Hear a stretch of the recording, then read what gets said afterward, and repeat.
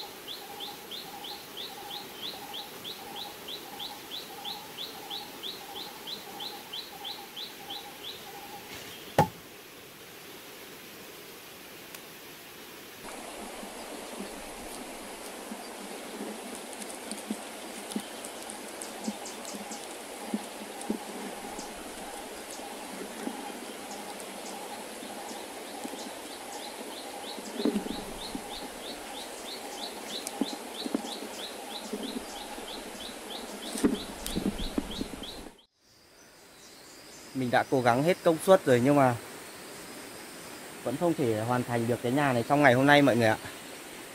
Bây giờ thì mặt trời cũng sắp xuống núi rồi đấy. Khả năng là mình phải lên trên rừng kiếm lấy một ít đồ ăn cho tối nay. Tiện thể là chặt lấy một ít cái lá cọ ấy, để mình che lên trên cái mái này, để đêm nay mình qua đêm ở dưới này. Bây giờ thì lên trên rừng kiếm chút đồ ăn thôi, không tối nay không có gì ăn đâu.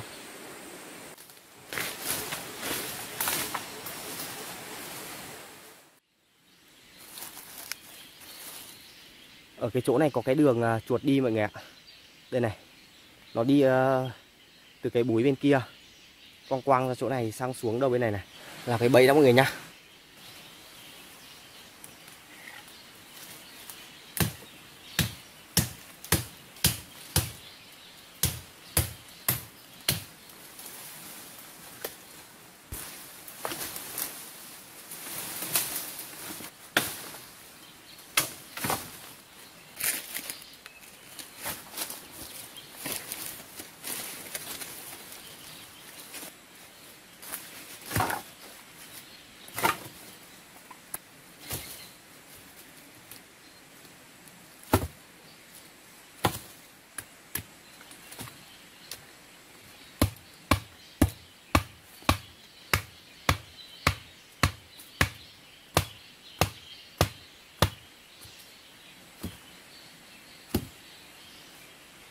Cái đòn này để dùng làm bẫy này.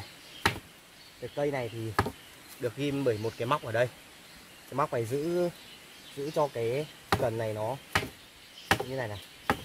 Đấy, bây giờ mình đóng mấy cái cây này, ghim cố định nó vào.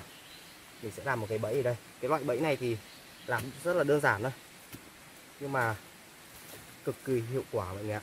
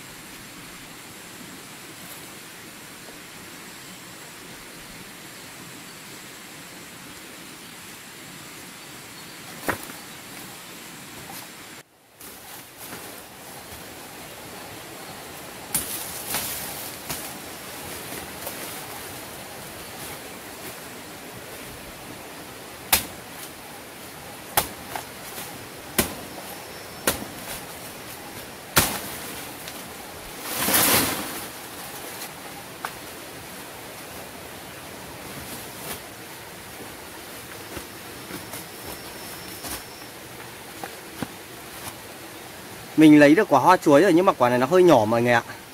Quả này nó hơi nhỏ này. Có cái ăn rồi.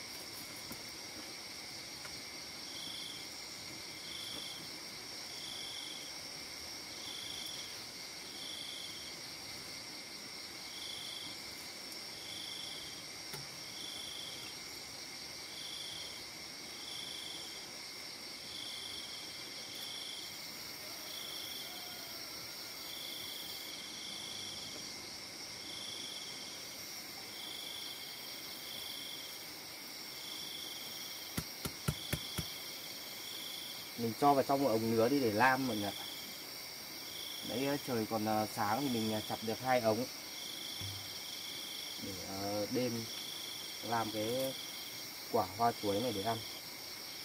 Mình làm cái quả hoa chuối này thôi, còn cái nón của cây chuối ấy. Còn cái này ấy, thì cái này không cần nấu chín đâu, cái này sống ăn được mình ạ. Nấu chín cái quả hoa chuối này thôi.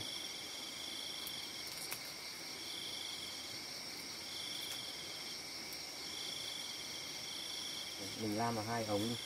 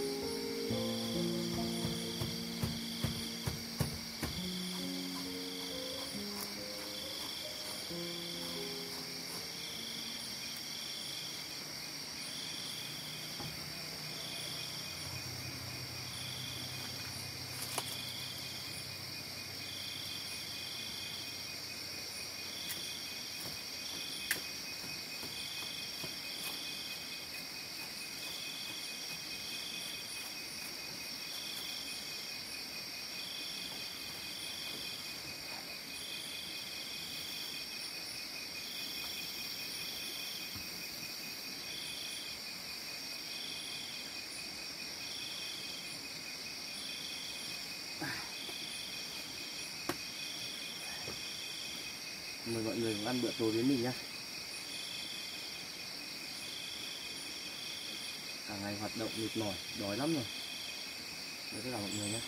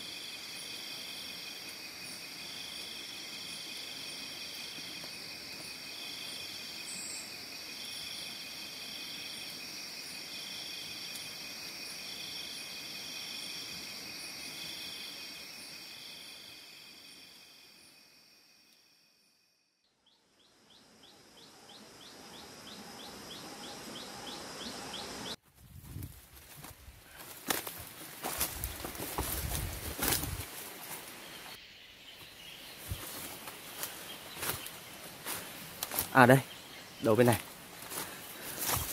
Xem nào. Ui, được con chuột rừng to đùng mọi người ạ. Ui, đây này. Mọi người thấy không?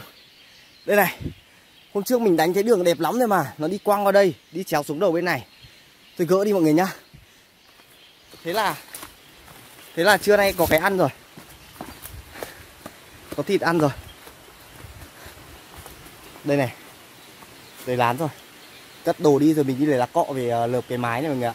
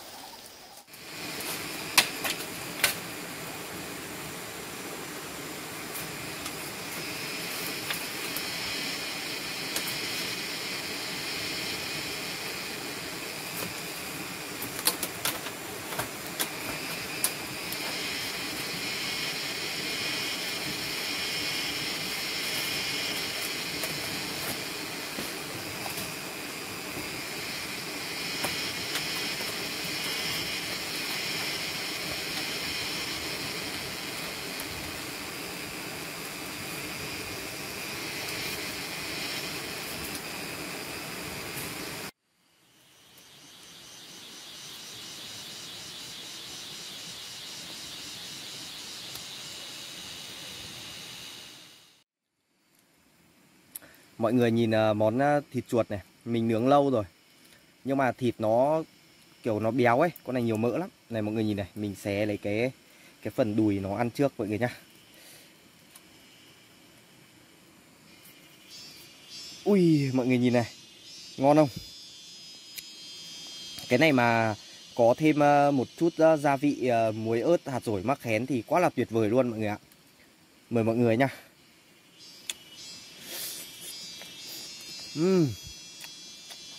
Ngon lắm. Con to thế là thịt nó rất là ngọt, rất là béo.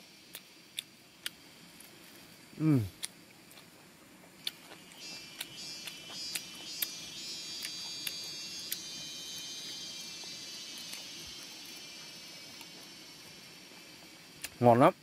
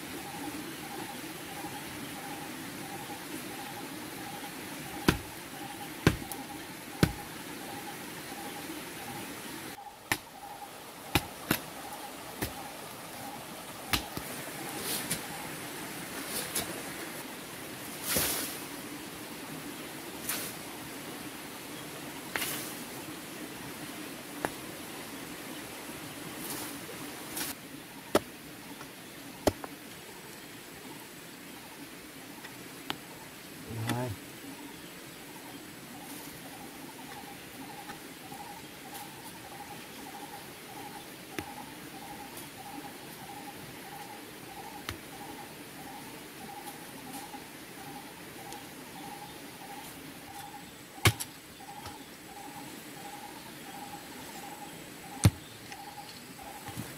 Lấy được bằng này thôi mọi người ạ.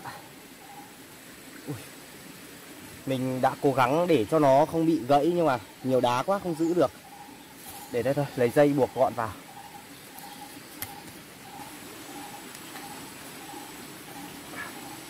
Buộc vào cái dây như này đi cho nó gọn.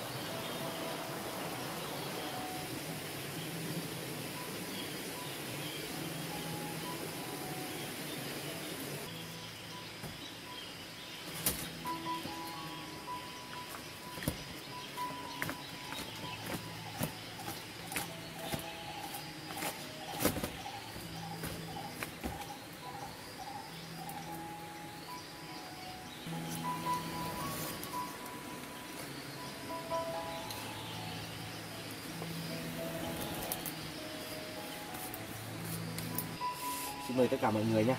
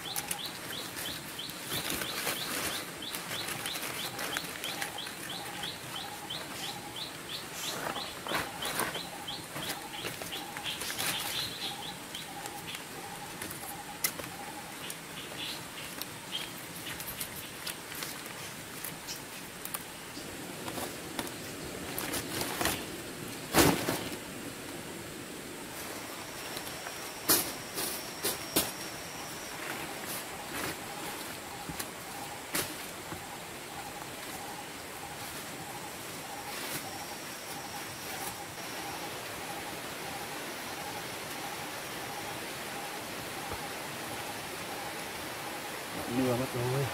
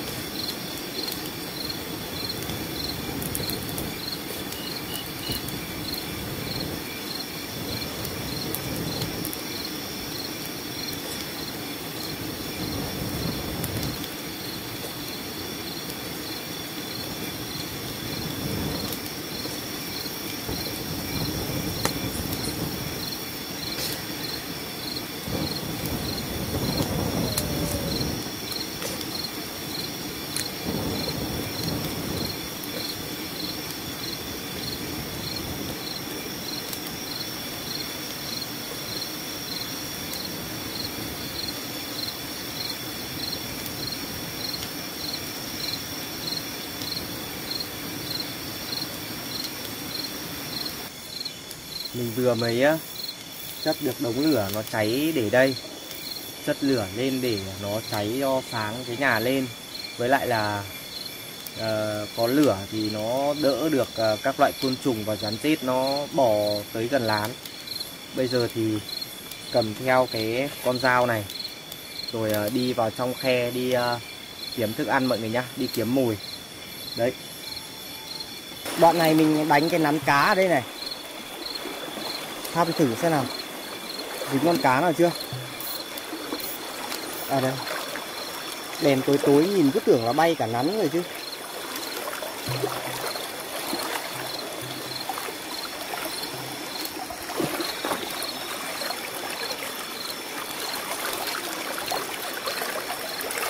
Ui.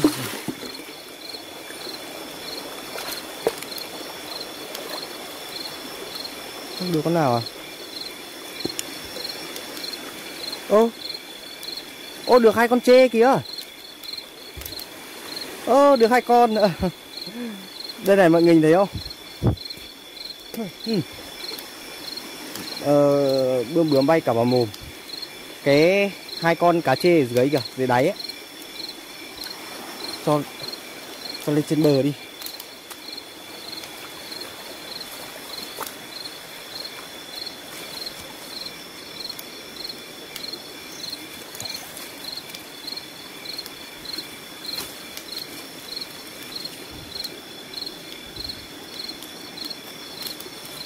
Bây giờ phải tháo cái chốt này ra này.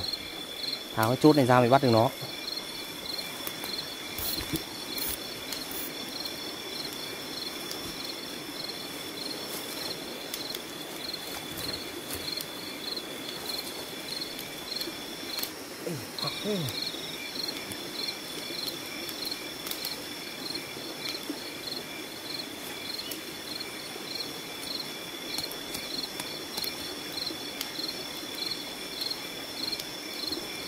Đây này. Ui ui ui ui. Được 2 con mọi người ạ, 2 con cá trê. Ui ui. Lởn nhanh thế.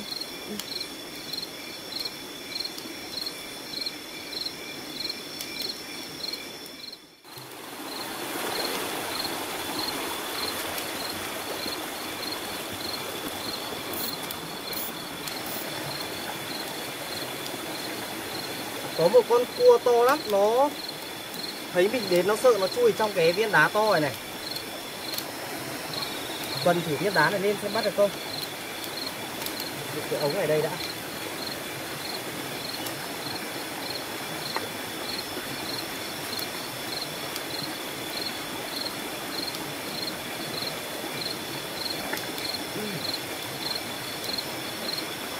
Đâu rồi? Đâu nhỉ?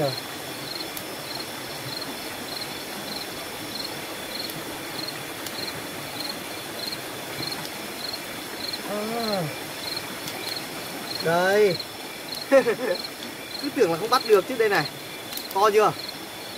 Có một cái loại cua đá khác nhưng mà nó không giống như loại này đâu. Nó cũng gọi là cua đá nhưng mà nó to bằng này cơ. To gần như kiểu to bằng cái bát con ấy. Nhưng mà con này cũng là cua đá nhưng mà loại này nó bé thôi. Loại này cái con nào mà to tầm này là to lắm rồi đấy. Cho vào trong ống đi.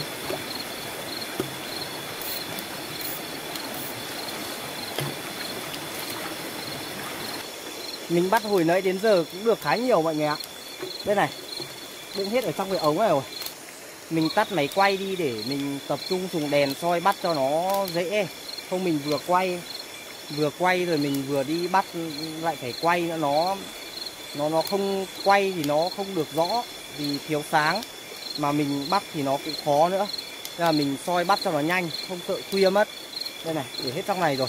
Bây giờ đi về chế biến để ăn thôi mọi người ạ.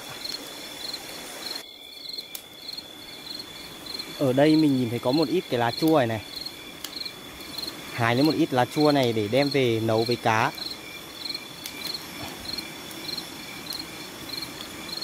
Cái lá chua này nấu với cá là tuyệt vời đấy mọi người ạ. Đây này.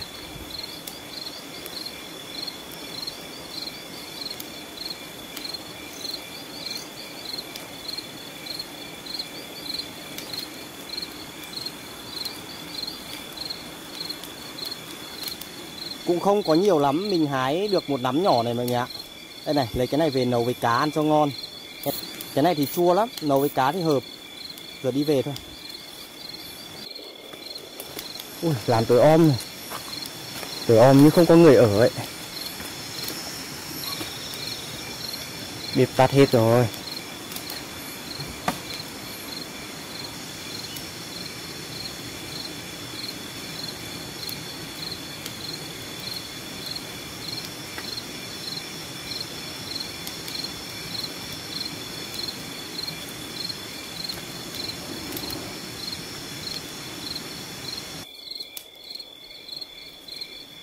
Một ống củ mài, một ống cua, với lại cá và lá chua mọi người ạ. 3 ống.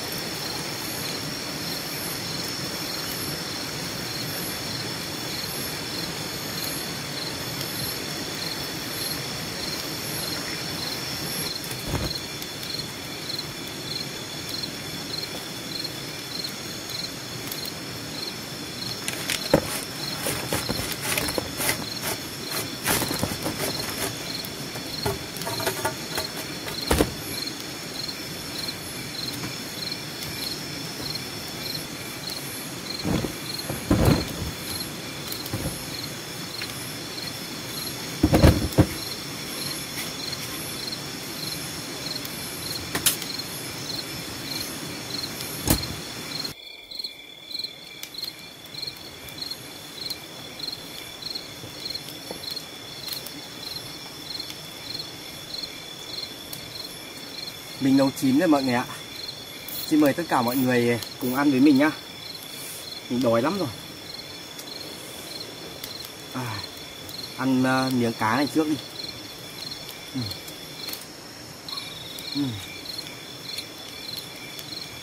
Cá nấu với cái lá chua này ngon lắm.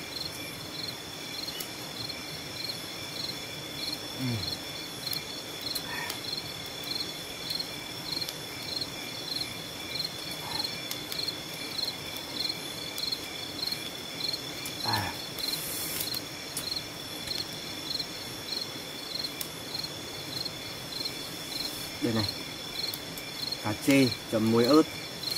Xin mời tất cả mọi người nhá.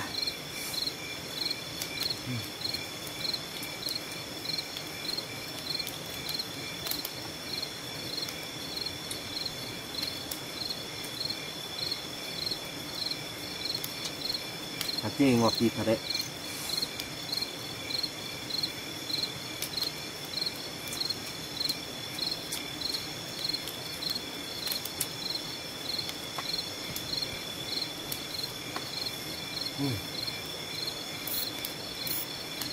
Ngọt quá.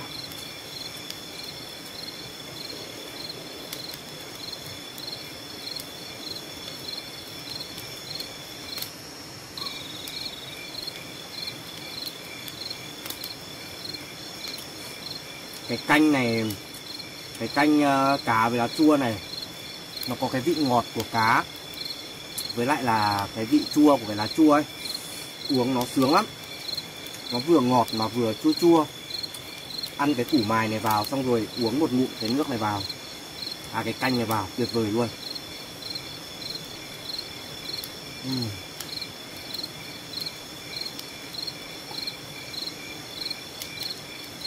Ngon. Mình vừa mới gắp một miếng, có cả thịt này lẫn cả trứng này này.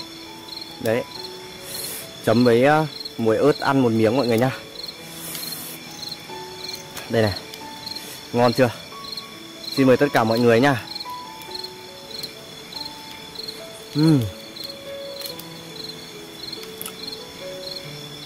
Ngon lắm.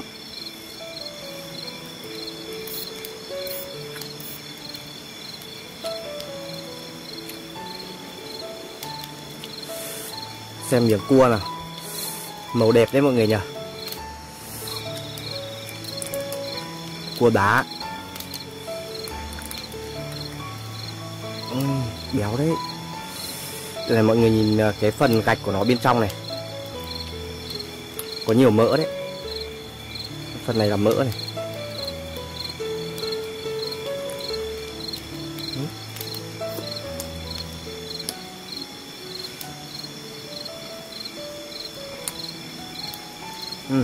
Cái mỡ này nó ngọt. Mỡ này.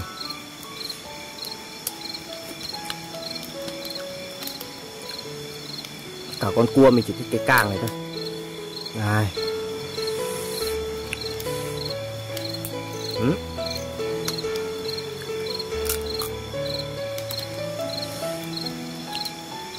Đây. Đó. Trời.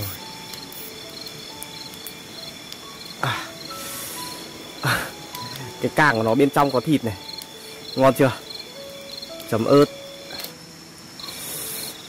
Xin mời mọi người nhá.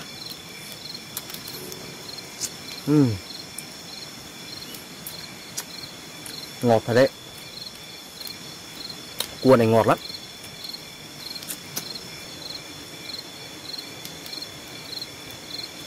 Tuyệt vời. Ngọt quá.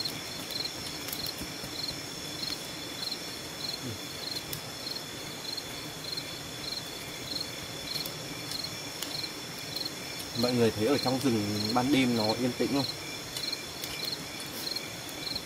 Ban đêm này chỉ có những cái tiếng của những cái con côn trùng, với lại là những con thú rừng ấy. Thú rừng ban đêm nó kêu ấy. Có một cái điều mà mọi người đi rừng rất hay sợ, đó là những cái tiếng kêu của những con thú rừng ấy. Có nhiều con là nó kêu theo kiểu là nó dọa người ấy. Nó phát ra những cái âm thanh nó kỳ quái ấy.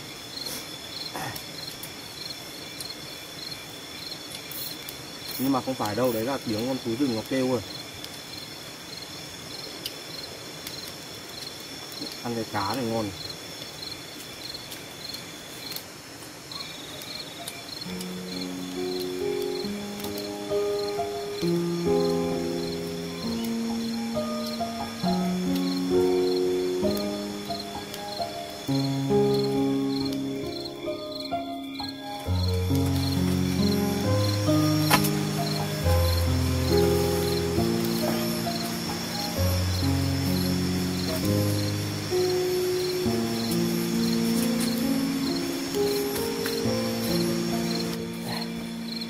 Bây giờ cũng đã khuya rồi mọi người ạ.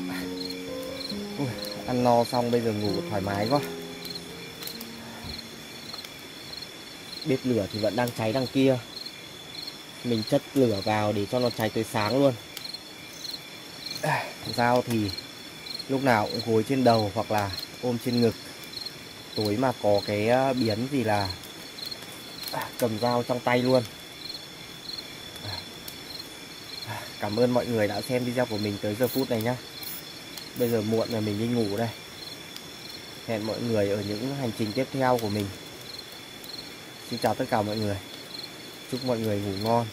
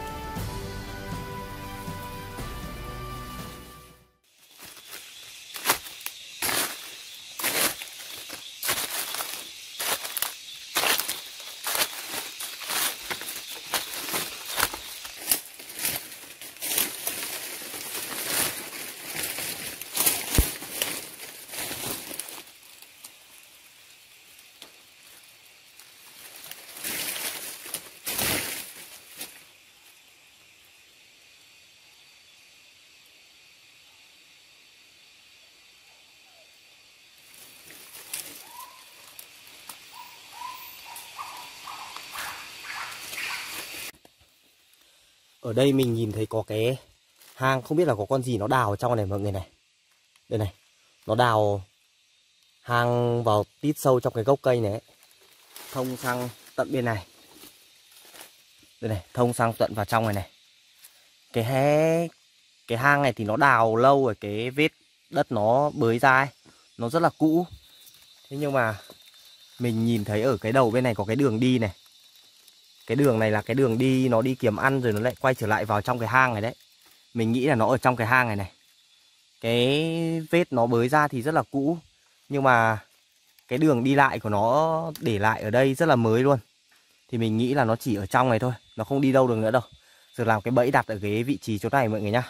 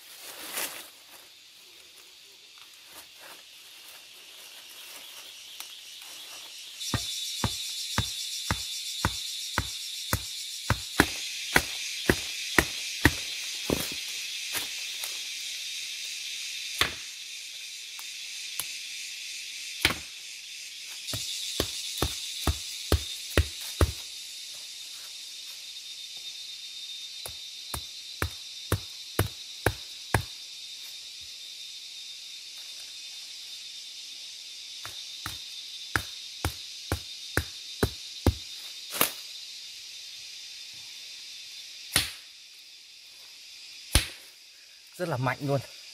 Cái này mình nghĩ là nếu mà nó ở trong này ấy thì lúc tầm khoảng 8 đến 9 giờ tối nó ra kiếm ăn là nó đi qua cái bẫy này là chỉ là trúng rồi. Giờ mình làm cái cò để khóa cho cái bẫy này đã.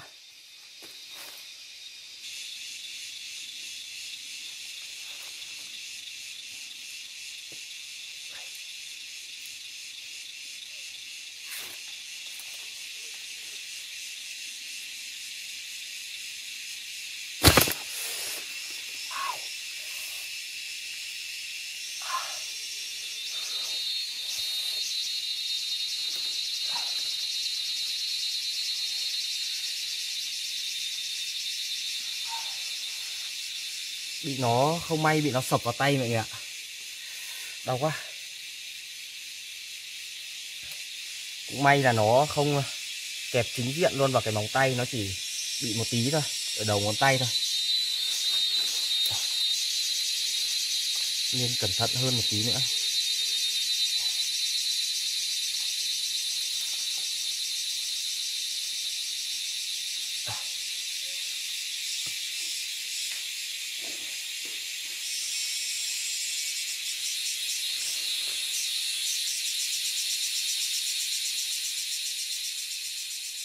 Đây này mọi người ơi, cái bẫy mà mình vừa mới làm xong là như thế này này. Ở phía đầu bên trên này là cái lẫy mà mình làm cái cò ấy. Đây này. Mình vót mắc nó như thế này. Mọi người nhìn thấy không? Đây này, phía bên dưới này là có một cái thanh cần nhỏ cây ngang ở đây. Ở phía chỗ này ấy là mình làm một cái vót ở cái cây nhỏ này xuống một cái khuyết ở đây. Để lúc lên ấy là mình cho vào mắc vào cái cây dọc dọc này, cái cần dọc dọc này. Đấy, khi nào mà cái con chuột nó đi qua nó dẫm vào cái cây ngang này thì cái lẫy, cái cò chỗ này nó bị tuột ra. Tuột ra là hai cái cần này nó bị bắn lên trên này. Nó tuột ra là nó bị bắn lên ngược lên trên này. Và cái cây đà to này, cái cần to này nó sẽ đập xuống đất và đè cái con chuột ở đây là được mọi người ạ.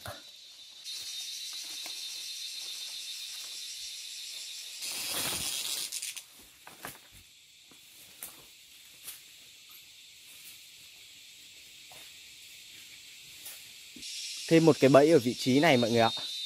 Đây này, đánh ở đây, chèn lá vào để đây thôi. Ngày mai hẹn gặp lại mọi người nhá.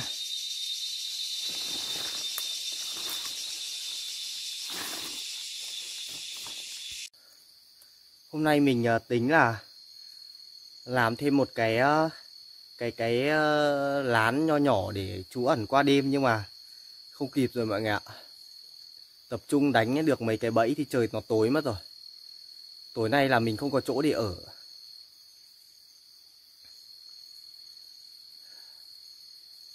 Đúng là không thể nào tính trước được một cái gì cả.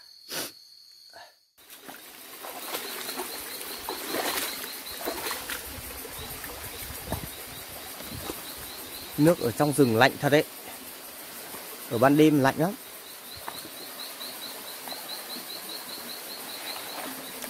À, đây có con cua này.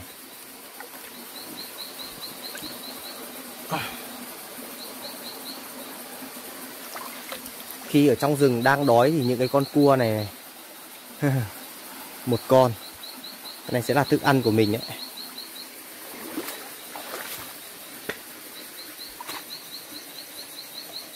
Mình phải dùng cái sợi dây này để buộc nó lại. Không thì không cầm được đâu.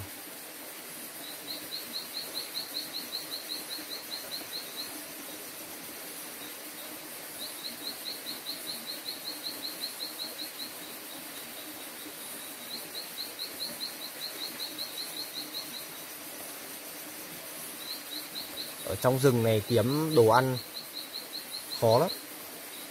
Những con cua như này.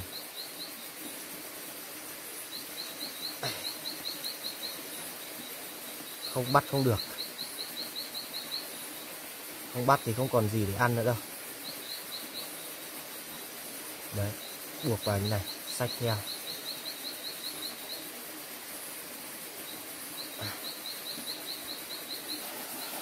Được một con cua rồi mọi người ạ. Giờ tiếp tục đi kiếm thôi. Mong sao là bắt được thêm một con cá hay là con ếch gì đấy. Vì ở trong khe này nó cũng nhiều ếch lắm. Con ếch rừng ấy.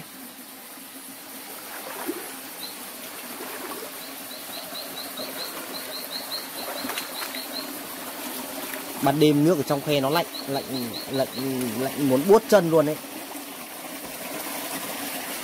Này, mình lội ướt hết giày rồi. Lội thế này thôi mà.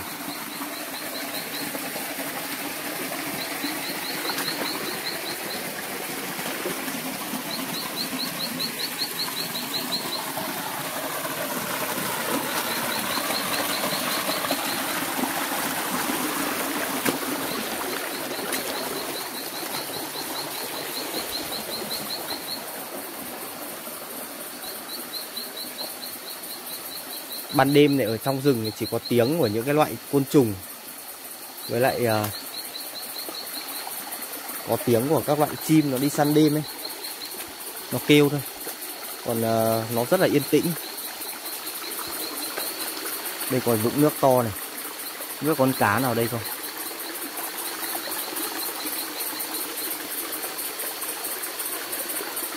Cái đèn này tối quá, soi không rõ lắm.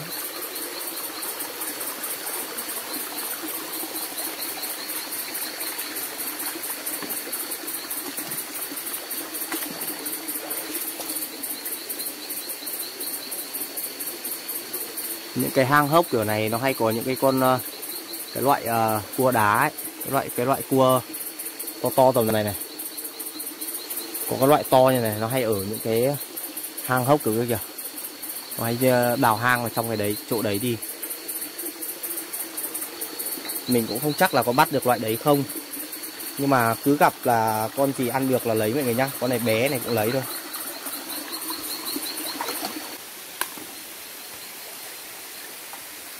Đi lên phía trên này có nhiều hang hốc này, tìm cua mọi người ạ. À, ui con này nhanh quá. Mình đi nước động hay là làm nó nhiều hang mất rồi.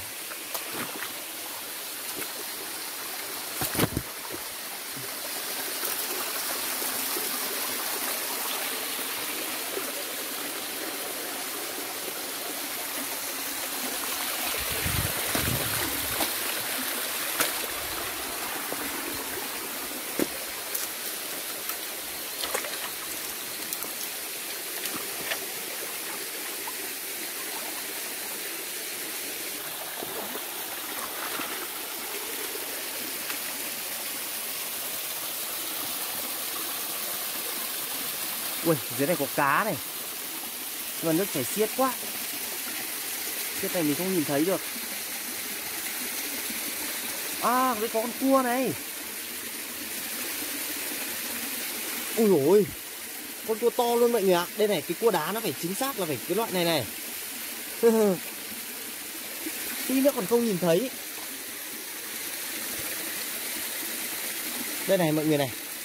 Cái loại này mới là cua đá, cua núi nhá. Còn mình bắt cái con tí nó bị kẹt.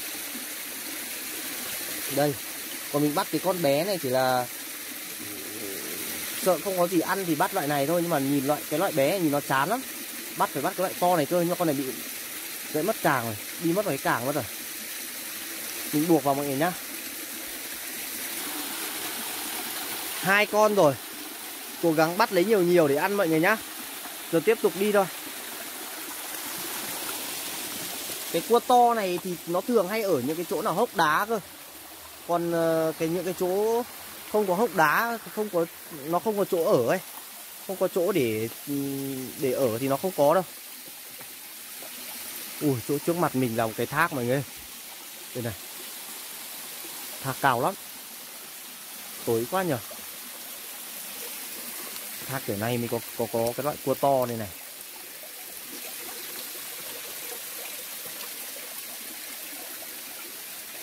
Ô, dưới này có cái con gì này, con nòng nọc này.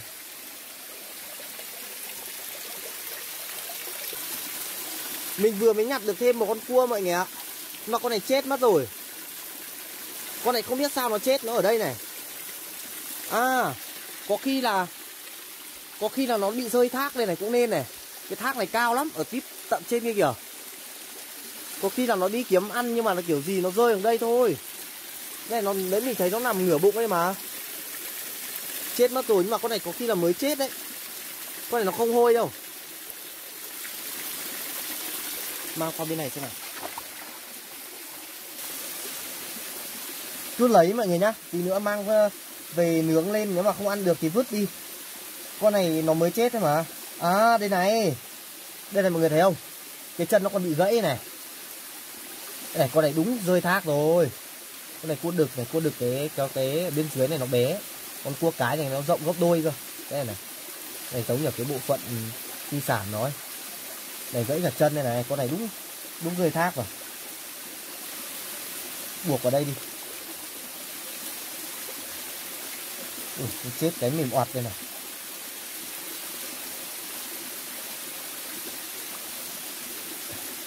Đấy, đang được ít.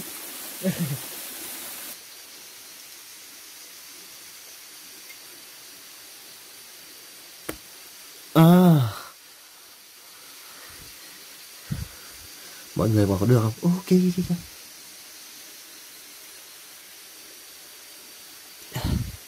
Bữa tối của mình đấy.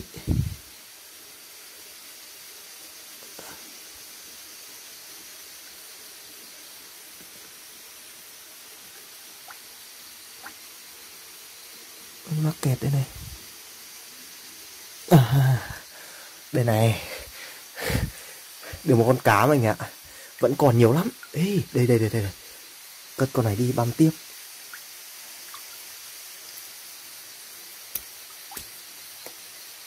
Phải làm như thế nó mới chắc ăn. Không tí nữa nó rơi là mình mất ăn đấy. Đây này, dưới này còn con nữa này.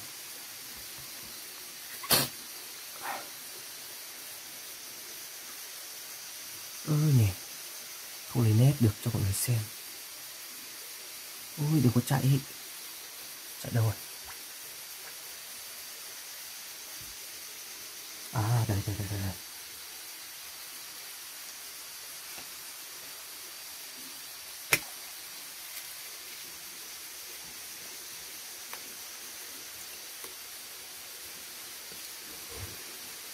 Đây. Nhanh quá. Thôi nó chạy vào hang mất rồi. Thế là bắt được thêm 2 con cá nhỏ. Đây này. Từ cái đoạn này trở lên là nó bị khe cạn rồi, không còn nước nữa đâu. Đây này. Chắc mình chỉ bắt thế thôi. Được 3 con cua, 2 con cá. Bây giờ kiếm chỗ nào để đun nấu chín thức ăn rồi ăn thôi mọi người nhá. Mình cũng đói lắm rồi. Giờ phải cố để kiếm đồ ăn. Đây này. 2 con cá.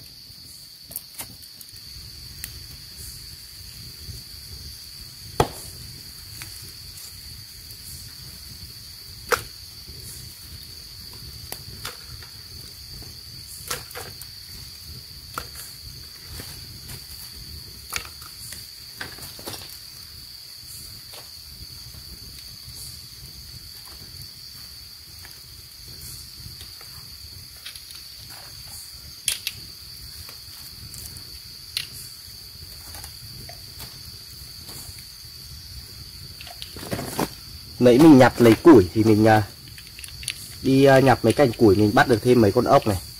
Đây này, mấy con ốc rừng ấy, to lắm. Nếu mà cho bếp đi, lúc đợi chín thì lôi ra ăn.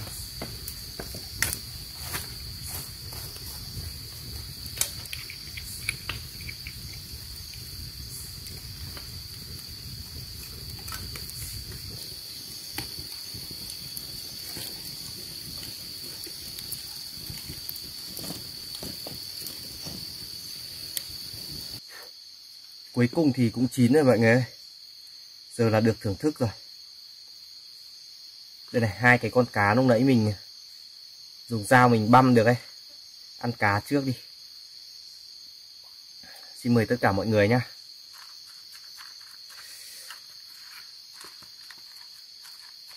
Chấm ớt thật cay à, ăn cho nó ấm người. Xin mời tất cả mọi người nhá. Mình ngồi ăn luôn ở cái khe cạn mọi người ạ.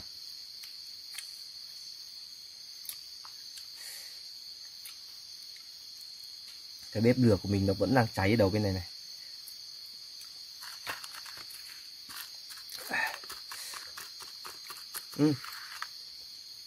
Quên mất. Ăn ớt cay cay mình nhớ cái này.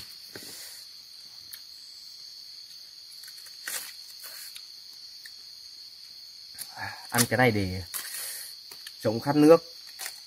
Ớt cay đấy.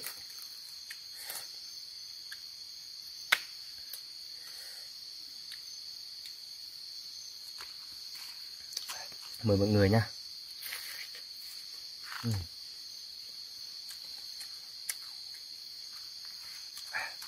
Cái nón chuối này, nếu mà ăn nguyên nọn chuối này không thì không ngon đâu, phải chấm với muối ớt nó mới hợp mọi người ạ. Cay lắm.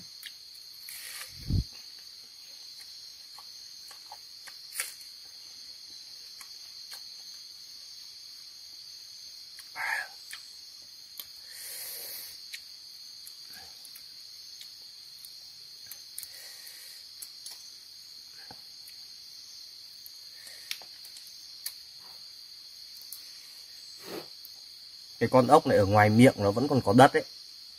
Mình nướng khô lên rồi, phủi phủi qua là ăn thôi. Ăn một miếng ốc chấm ớt thật cay rồi mọi người ạ. Xin mời tất cả mọi người nha.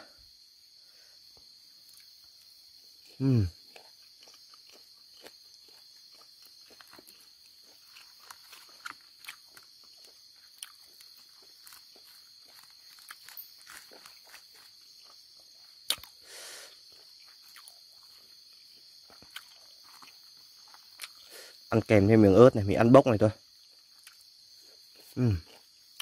Ngon.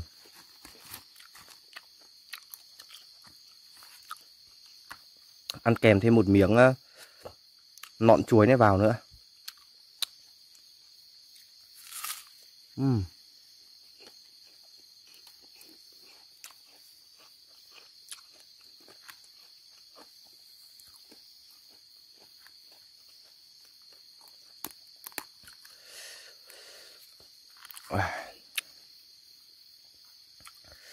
Mọi người nhìn bên trong cái con cua này. Cua mùa này mà béo lắm này. Cái phần bên trong này là cái mỡ của nó đấy. Đây này. Cua béo nó mới có cái mỡ này nhá. Cái phần này thì mình ăn mình không chấm đâu. Chấm là nó tuột luôn ở dưới đấy.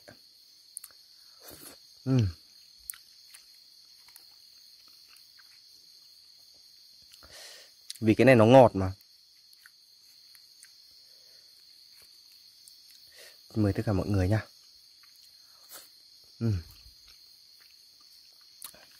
Ngon lắm.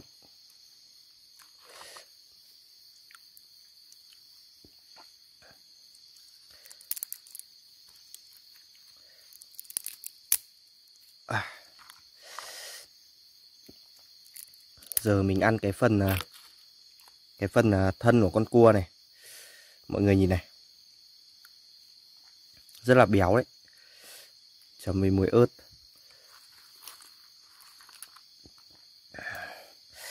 Mình ăn cay cay để cho người nó ấm. Đây này, mời tất cả mọi người nhá.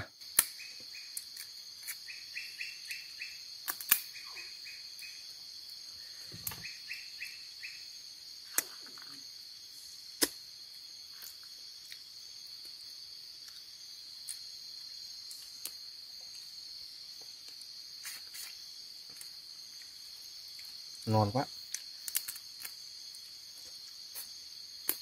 Cái phần ở bên trong cái chân này này nó cũng có thịt này. Mình ăn hết chứ không bỏ sót đâu.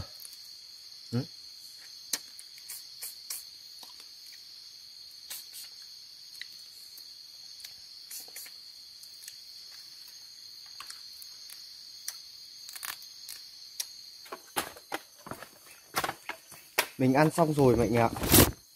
Đang ăn thì trời gió nó ù. Không biết là tối nay nó có bị mưa hay không. Mình đang di chuyển xuống cái khu vực dưới này, đi tìm chỗ nào đấy để đi ngủ. Không thì ở đầu bên này giữa cái khe cạn thì không ngủ được đâu. Bây giờ thì đi xuống đây thôi.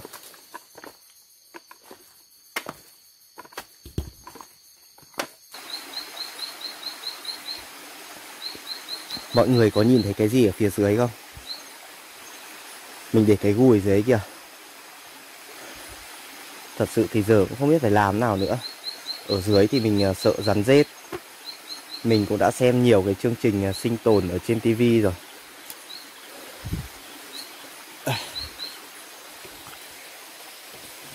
Một việc nó giống như kiểu là bị điên rồ ấy, nhưng mà mình đang thực hiện mọi người ạ.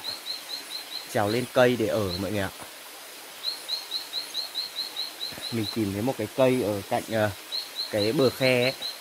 Ở bờ khe là nó rất là đỡ muỗi, nó không giống như ở trên rừng cây đâu. Trên rừng cây nó có nhiều muỗi hơn. Còn ở dưới bờ khe này thì nước nó lạnh ấy, cho nên là nó đỡ được muỗi phần nào. Mình đang trèo lên cái cây này và định chân mắc vào đây này, ngả lưng vào đây này. Mọi người thấy không? Mình nằm ở đây thôi chứ chắc mình cũng không dám ngủ say đâu.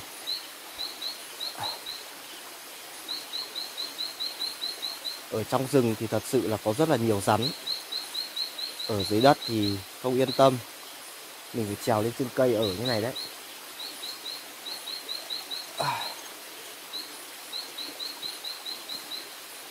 Không biết như nào nữa. Mong là mọi chuyện sẽ ổn.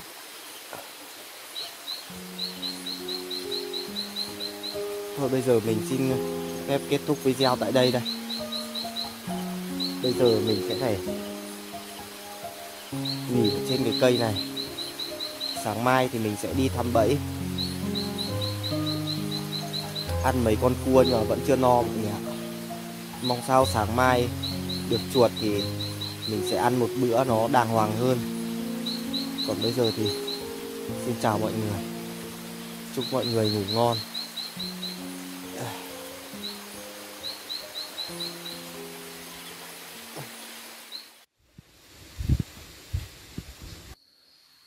Xin chào tất cả mọi người. Tối hôm qua trời nó gió đến tận sáng nay mọi người ạ. Sáng nay thì trời nó gió với lại là trời tối sầm lại. Mùa này là mùa mưa bão mà, nên là đi vào rừng này khi mà chưa có chỗ để trú ẩn che mưa che nắng thì mình cảm thấy nó lo lắm, nó khó chịu lắm, kiểu cảm giác nó không được yên tâm. Nên là sáng nay mình làm vội lấy được cái lán nó sơ sài như này thôi. Làm lấy một cái lán để che mưa che nắng. Khi mà mình đi kiếm ăn làm gì thì làm, xong rồi mình lại có chỗ để ở, mình quay lại đây để ăn uống ngủ nghỉ ở đây thì nó yên tâm hơn mọi người ạ. Ở trong này thì không có cái cây lá cọ đâu, cho nên là mình sử dụng những cái lá của cây đao ấy. Lá của cây đao này mình đem về mình đan lại rồi mình xếp lên làm mái này cũng che mưa rất là tốt. Mình dành ra một dầu để giải lên cái giường này để thay chiếu, không nằm trực tiếp lên cái cây nứa. Thì ở bên ngoài của cây nứa nó có những cái lông lông ấy, thì mình nằm trực tiếp lên nó ngứa lắm, nó rát, nó ngứa lưng không ngủ được đâu. Giải một cái tàu lá lên đây ngủ cho nó êm lưng. Đấy. Còn chốc nữa đi thăm bẫy về được hay là không được thì mình cũng đi kiếm thêm một chút thức ăn nữa, xong rồi về mình nấu nướng ở phía đằng bên này. Mình sẽ làm một cái bếp ở đây. Đấy, còn bây giờ thì mời mọi người theo mình đi thăm những cái bẫy mà ngày hôm qua mình đã đặt, để xem nào đã được con gì chưa mọi người nhá. Giờ đi qua phía đâu bên này này. Mọi người nhìn trời kìa, nó sắp mưa rồi đấy. Gió lại ầm ầm tới rồi.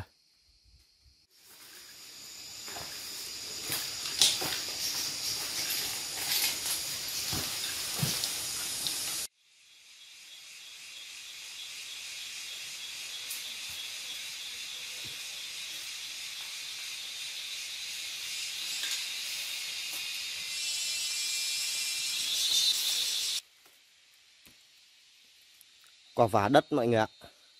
Đây này, mình hái được một nắm như này rồi. Cái quả này là cái loại mềm ấy. Cái loại hôm trước mình nói là cái loại cứng đây này. Đi đến hôm nay mình mới gặp được cái loại mềm. Nó mọc ở trên mặt đất nhiều lắm. Mình vừa mới gọt ra này mọi người này. Nhìn ngon chưa? Xin mời tất cả mọi người nhá.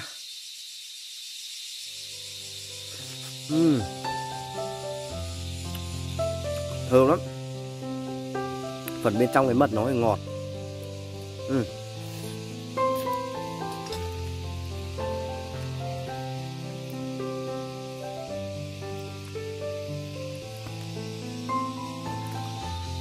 Ăn một quả thôi. Ăn một quả thôi mọi người ạ. Vẫn còn nhiều lắm. Cái này đi thăm bẫy xong chốc nữa mình ăn sau mọi người nhá. Rồi cất đi thôi.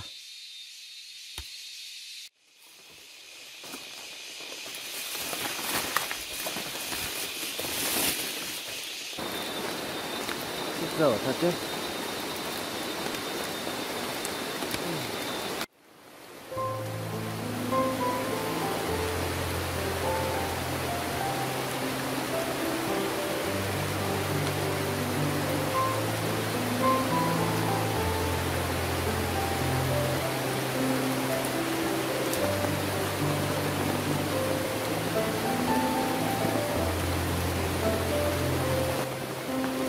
Chặt tạm lấy cái tàu lá của cây giấy này để che mưa đã. Bây giờ mà chạy đi về tới lán thì mình cũng ướt hết rồi. Giờ không biết làm nào đứng đây trú mưa đã thôi.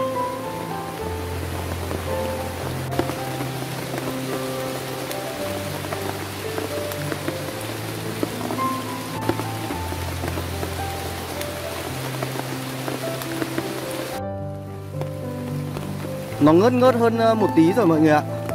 Phải tiếp tục cơ. Không chờ nó tạnh hẳn thì còn lâu lắm. Ôi.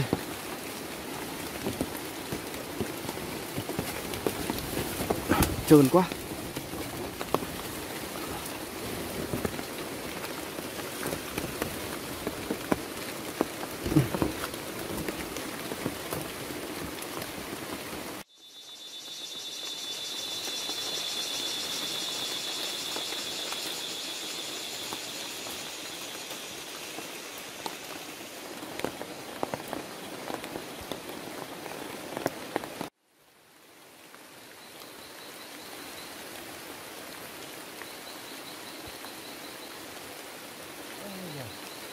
Cái này sập rồi nhưng mà lại không được chứ.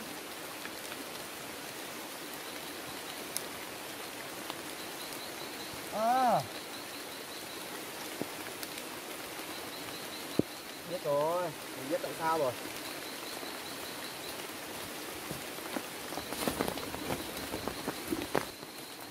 Cái bẫy này của mình sập rồi nhưng mà lại không được mọi người ạ. Không phải là nó sập không phải là nó khắc sập đâu, mà là cái con chuột này nó to quá. Cái bẫy của mình kẹp rồi nhưng mà nó không giữ được con chuột ấy. Xong là nó dẫy vùng vằng cái đám cây mà mình cắm đây này. Nó bị bung bét hết ra đây rồi. Bây giờ mình lại lên bẫy lại chỗ này thôi.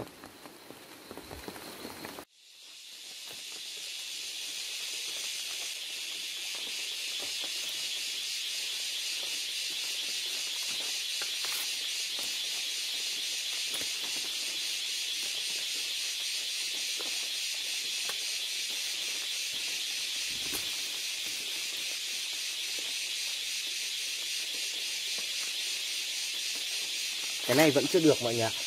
Để đây thôi.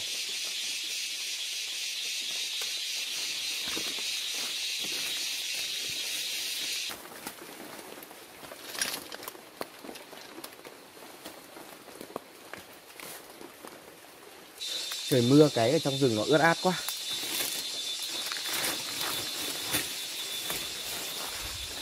Quần áo đi quệt vào mấy cái lá cây này ướt hết rồi.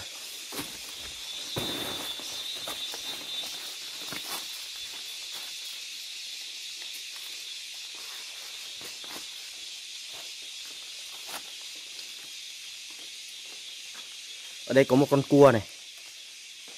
Con cua này chắc là bị con trồn bạc má nó ăn đấy.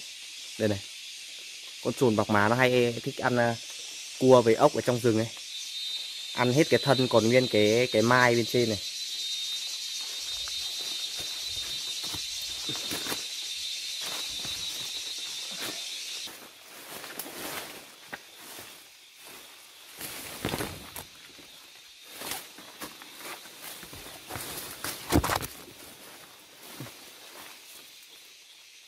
Có đi đường nào rồi nhỉ? Hôm qua mình đánh mà hôm nay quên mất đường à. Chui không đúng đường à. Đi rộng quá. Kệ thôi. Cứ băng qua đây. Mình đi rồi mới tạo thành đường cơ mà. Ở trong rừng này nhiều lúc mình cũng muốn làm nhiều hoạt động để cho cái video của mình nó được hay, được thú vị hơn. Nhưng mà nhiều lúc cái mùa này ấy, lúc thì trời nó nắng, lúc thì trời nó mưa, nên là nhiều lúc không thể nào làm được theo cái suy tính, theo cái ý định của mình. Kia có con cua rừng kìa mọi người, thấy không? Trời mưa nó bò ra kiếm ăn kìa. Mày được thêm con cua nữa này. Con cua đá này phải lấy dây về buộc, không thì cho vào gùi nó bò đi mất đấy.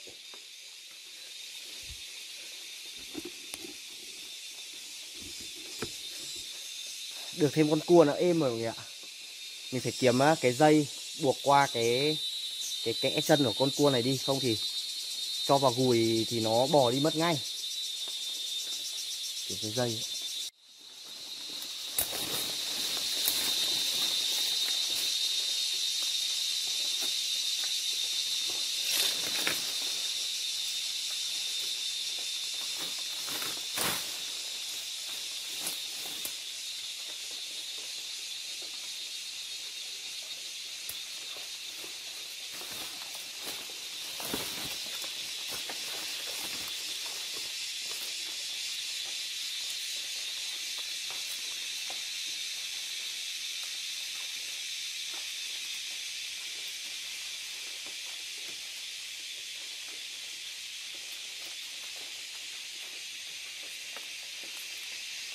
Mày nằm ngoan đấy nhá.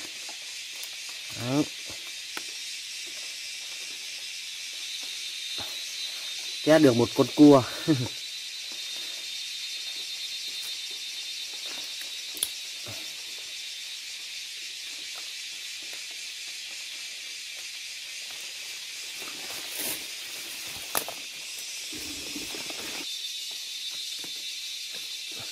Bỏ sau gùi này đi mọi người ạ. Phải buộc cái dây vào, không buộc dây vào nó chạy ngay. Rồi tiếp tục đi thăm bẫy thôi. Một con ốc rừng này. To chưa?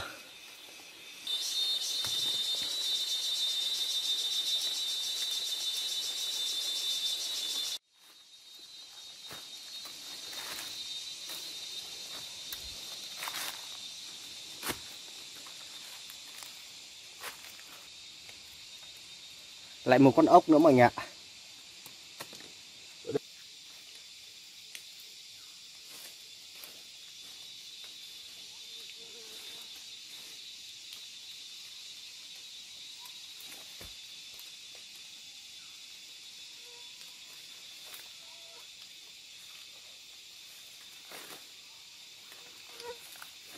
Ở cái khu vực này có rất là nhiều cái con ốc rừng này luôn này. Nhưng mà mình chỉ bắt đủ cái nhu cầu của mình thôi. Bằng này là đủ rồi đấy. Còn mấy con nữa mình đút đằng sau gùi này.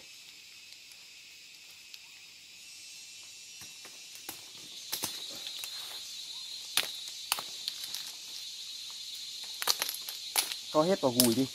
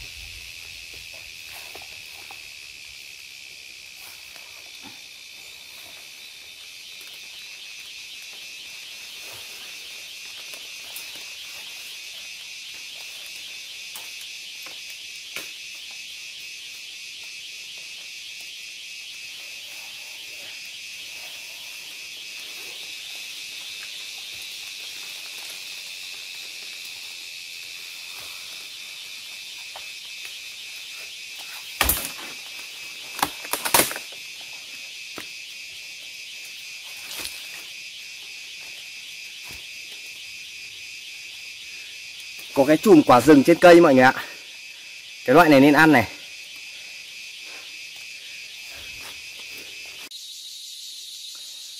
Cái quả này mình cũng không biết là gọi là tên của nó là quả gì nữa. Chỉ biết là quả này nên ăn thôi. Vặt thử một quả ra ăn mọi người nhá.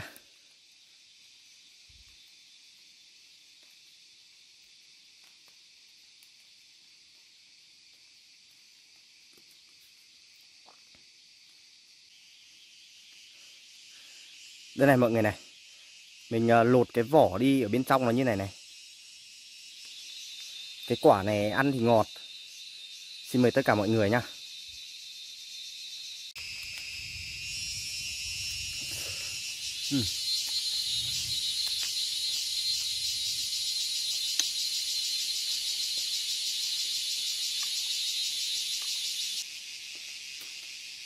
Cái quả này thì ăn nhè cái hạt đi. Ở bên trong hạt cứng lắm. Ăn được một tí bên ngoài thôi.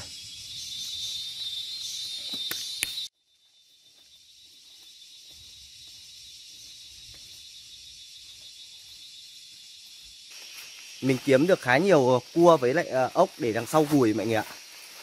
Trời mưa quá bẫy nó không được. Bây giờ thì đi xuống khu dưới này thôi. Mình đi lên cái khu vực này để tìm nhặt ốc với lại cua mà.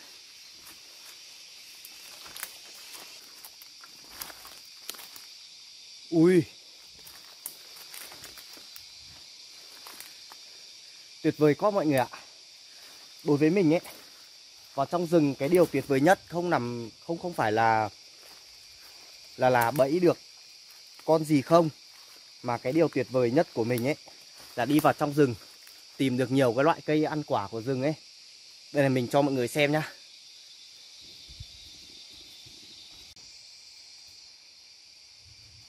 Đây này mọi người thấy chưa? Một cây dâu da xoan rất là to luôn. Để mình zoom lại cho mọi người xem nhá. Đấy, sai quả lắm. Đây này. Mình zoom lại thì nó hơi bị vỡ ảnh, nó nhòe nhòe. Mọi người thấy không? Đây này, sai lắm. Cây dâu da to quá. Nó ở cao cho nên là chắc là phải chặt lấy một cái cành cây để ném lên thì nó rụng được quả nào thì ăn quả đấy mọi người ạ. Không thì không trèo đâu. Cây này nó quá to luôn. Kìa, sai quả cực kỳ luôn.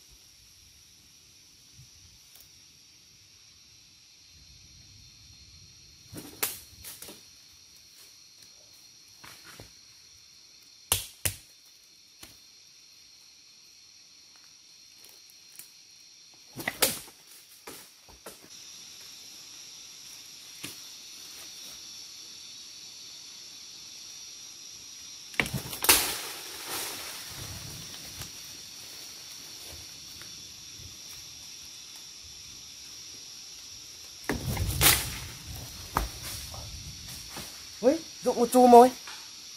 Cái quả dâu da xoan mùa này là bắt đầu nó chín rồi đấy. Vào trong rừng mà được thưởng thức cái quả này thì quá tuyệt vời luôn.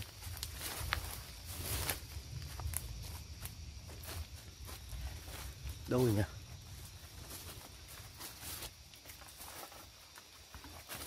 Ui.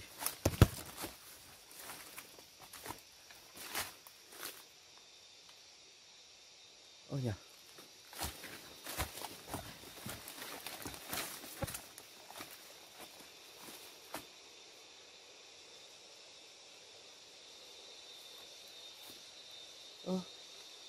Đâu rồi? À, nó mắc trên này rồi.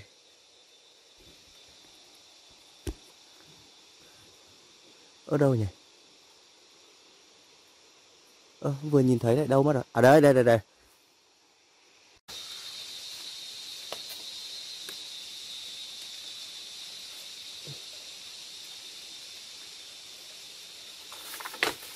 Ôi giời ơi.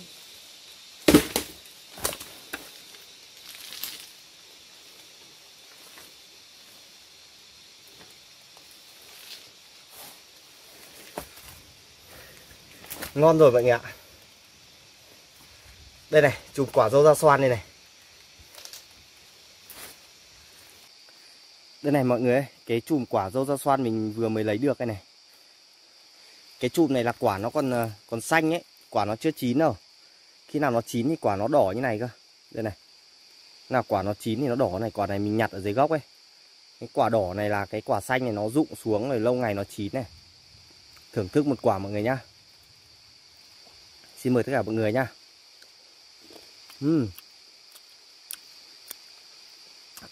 Chua.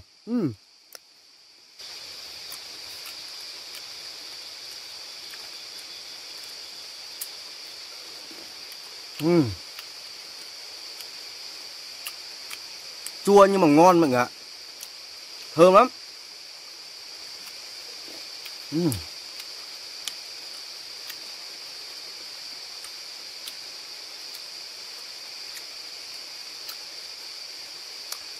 Cái hạt ở trong nó chát, nó không ăn được nha mọi người nha.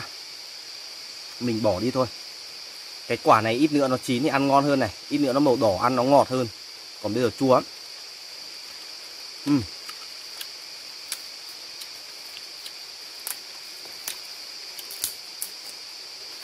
Một chùm. Mẹ bỏ vào trong gùi này.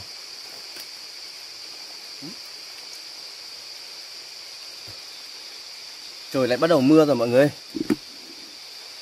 Trời lại bắt đầu mưa ầm từ phía bên kia lại này. Thức ăn mình kiếm để hết ở trong cái gùi này rồi. Bây giờ thì đi về lán thôi. Không tí nữa mưa lại ướt hết người ấy. Rồi đi về lán thôi mọi người nhá. Đường trơn lắm mình không quay nữa đâu.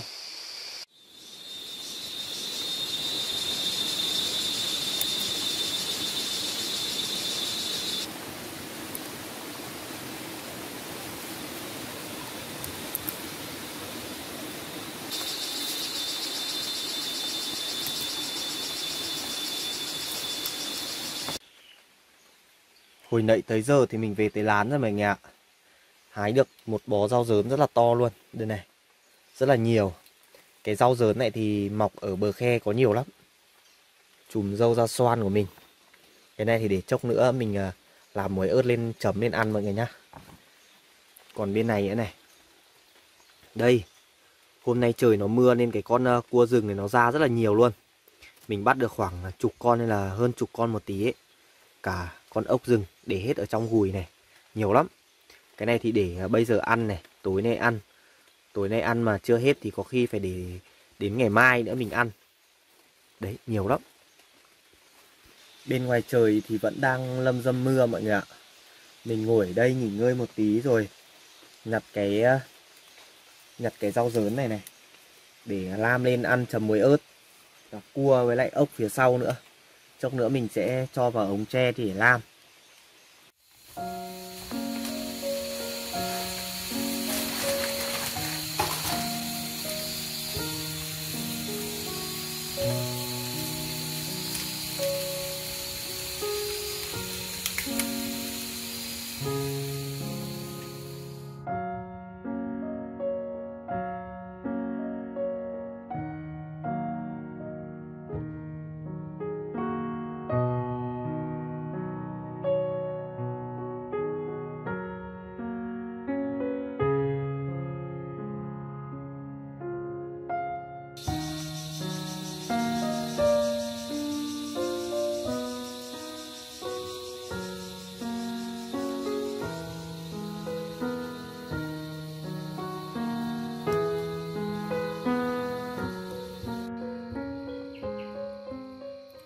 Cuối cùng thì cũng chín hết rồi mọi người ạ.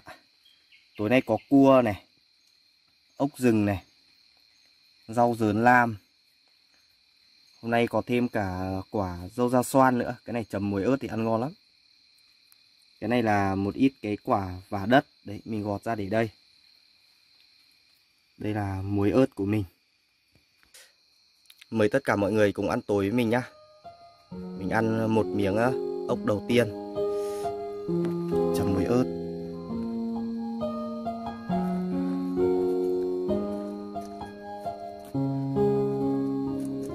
Đó, chấm rất cay rồi ăn. Xin mời tất cả mọi người nhá.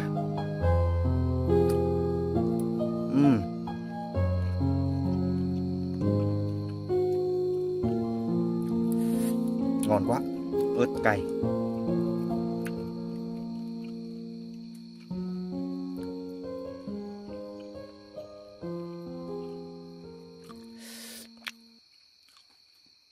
Rau dớn.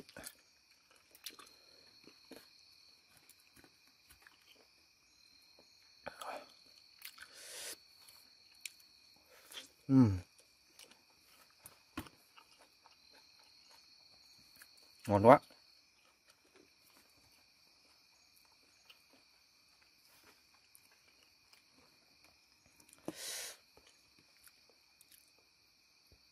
Ăn thêm cái quả này vào để không bị ngán này.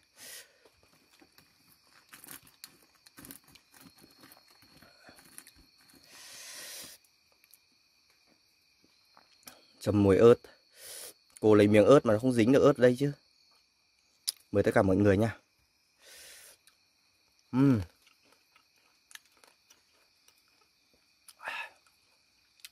Ngon. Đã quá. Mình chấm một miếng muối ớt này mọi người nhìn này. Cay lắm. Xin mời tất cả mọi người nha.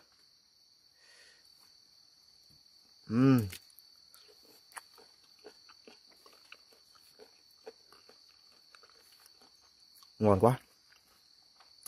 Ớt cay. Còn đây là cái phần thân của nó này. Nhiều mỡ chưa? Này, bóc cái mỡ đi ăn.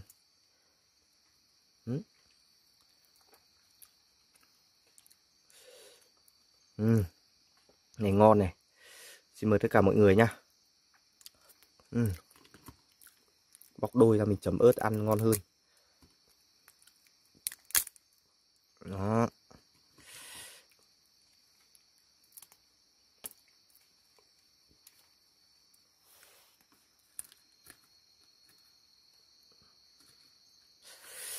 Này, mình ăn một miếng,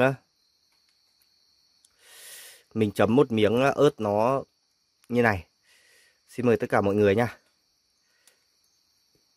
Là một miếng.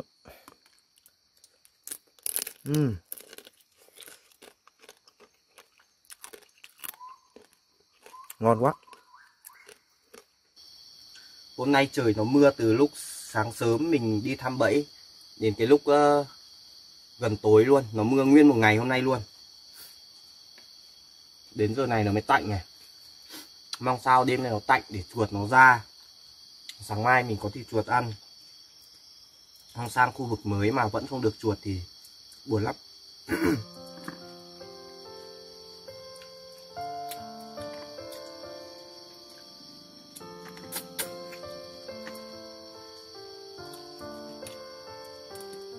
Cái cua này bẻ cái chân nó ra này, mút cái thịt ở phía bên trong chân này này, giống kiểu mút ốc ấy. Ở trong này cũng có thịt mà.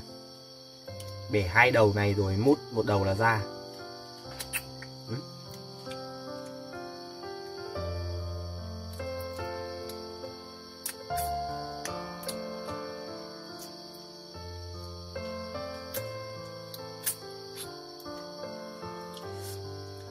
Rau dớn này ở cái khu vực phía bên này mình thấy có rất nhiều luôn. Cái này chấm muối ớt ăn thì ngon này. Nay mình hái được nhiều lắm. Ở đây nó gần nước, nó mọc tốt cực. Mời tất cả mọi người nha.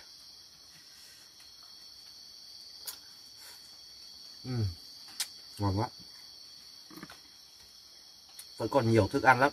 Mình sẽ cố gắng ăn hết cái số thức ăn này để lấy sức. không thì mệt lắm, không có sức đâu. Cố gắng ăn nhiều nhiều chút.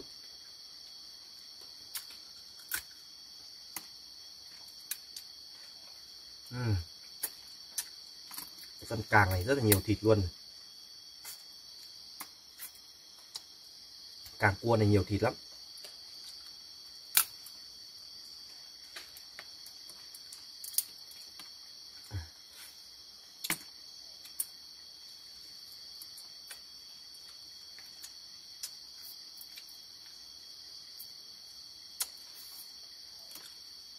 Một mình ăn hết cái đống này là no đấy. Nhiều mà.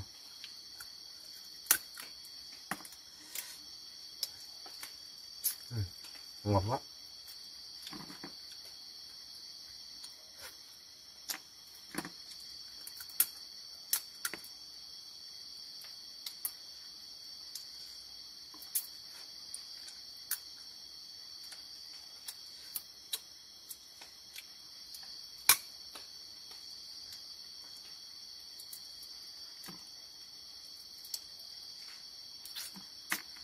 Ở trong rừng ban đêm này, trông nữa mình ngủ ấy, mình phải đốt một cái đống lửa đây, rồi mình phủ một ít cái lá cây tươi vào, rồi mình quạt cho khói nó xông hết cái vách đá này với cái giường của mình. Lúc nó bị ám khói ấy, thì muỗi nó không dám tới đâu. Với lại là lúc mình ngủ mình vẫn để củi lửa cho nó cháy âm ỉ ở đây mà. Không, trong rừng này lúc đi ngủ không làm như thế thì không tránh được muỗi đâu. Sống ở trong rừng, cái lúc đi rừng đi kiếm thức ăn ấy, bị muỗi đốt thì lúc đấy là không tránh khỏi rồi. Nhưng mà cái lúc về lán thì mình ở một chỗ rồi thì phải hun khói để tránh muỗi.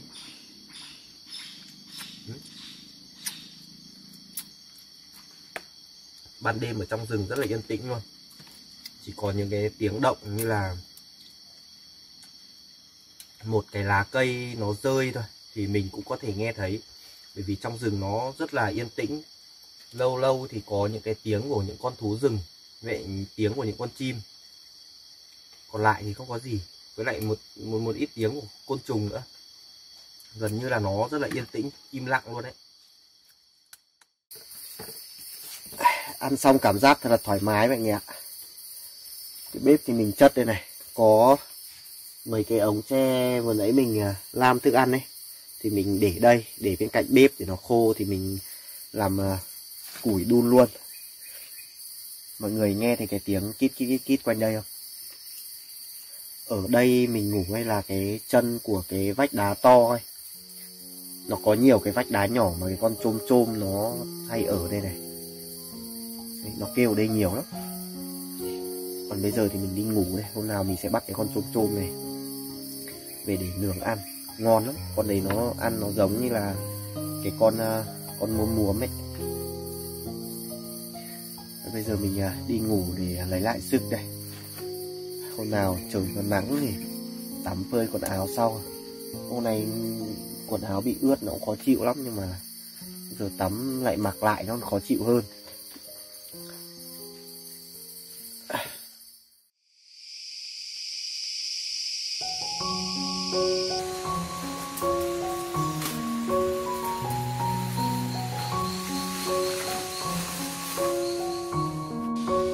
Xin chào tất cả mọi người. Chào mừng mọi người đã đến với tập tiếp theo trên kênh của mình. Hôm qua ở trong này trời nó mưa tầm mưa tã mọi người ạ. Nhưng mà rất may tới hôm nay thì trời đã tạnh mưa rồi, đã khô ráo hơn được một chút. Và cái công việc của mình lại bắt đầu như thường lệ. Đó là dành một chút thời gian để đi thăm lại những cái bẫy mà mình đã đặt, xem có dính cái con gì không. Nếu mà dính thì mình được ăn, còn nếu mà bẫy mà chưa được thì mình lại phải đi tìm những cái loại thức ăn khác. Còn bây giờ thì mời mọi người đi theo mình lên phía đằng sau lưng mình, đi lên khu vực đánh bẫy của mình ở ngay đầu bên trên này này, đi thăm bẫy mọi người nhá. Mình đi qua đây ngó thử cái cây ăn quả này lại thấy chín rồi mọi người ạ. Cái quả này, cái mùa này mưa nhiều, trời mưa nó chín nhanh lắm. Đấy, nó chín nó mềm này mà, đây này. Nó mềm, nó mọng, nhìn mọng vòng, nhìn cái vỏ của nó mỏng đi này là chín rồi. Nhìn ngon lắm, mình hái lấy một ít để ăn đã mọi người nhá.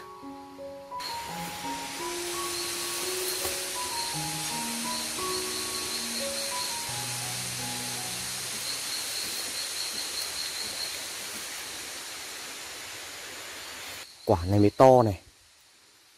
Đây này mọi người thấy không? Quả này ăn ngon lắm. À bên này còn một quả nữa.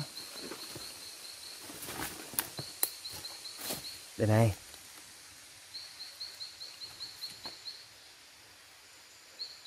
Ui, được mấy quả rồi. Gọt ăn đã. À trên này vẫn còn. Ui. Đây này. Nó bị con gì đùn đất lên đây. À, đây. Đấy, còn 2-3 quả này để cho nó chín hơn đã. Mình vừa mới ngồi ở đây mình gọt hết mấy cái quả này ra. Nhìn ngon chưa? Đây này. Xin mời tất cả mọi người nhá. Ui. Cái quả nó mềm mềm, bên trong nó nhiều mật lắm. Mọng mọng đây này. Ngon. Ăn cả quả này mới ngon mọi người ạ.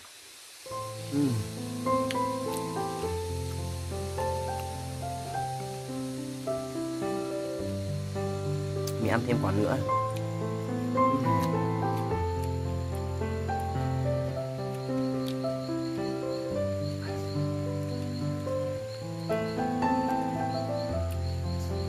Đi vào trong rừng mùa này có nhiều loại hoa quả để ăn lắm. Cứ từ từ rồi mình đi kiếm, mình hái ăn dần mọi người ạ. Mình thích ăn cái quả này, quả này nó ngọt. Bên trong nó có nhiều mật đây, nó ngọt, ăn ngon lắm.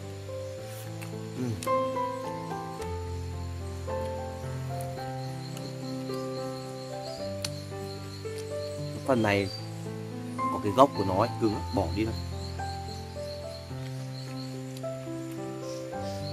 Còn 3 quả này mình ăn nốt rồi đi thăm bẫy mọi người ạ. Không trời nó nắng lên rồi.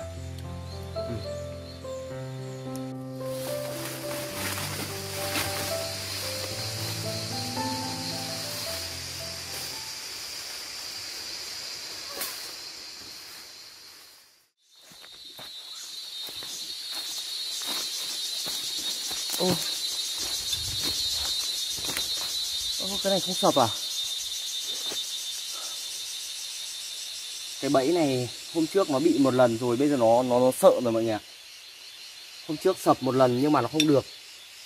Chắc là nó bị bẫy một lần cho nên là bây giờ nó chạy đi rồi, nó không còn ở đây nữa. Chỗ thì rất đẹp nhưng mà hôm trước nó sập một lần rồi cho nên nó khôn. Cái này đẹp thế này mà lại không được chứ. Cứ để đây thôi. Hôm nào mình mang cái bẫy này mình đi đặt ở chỗ khác. Chứ cái chỗ này, cái con chuột này nó bị một lần nó khôn rồi, nó không ở đây nữa đâu. Nó chạy đi ở chỗ khác rồi. Giờ đi lên phía trên này đi thăm cái khác thôi.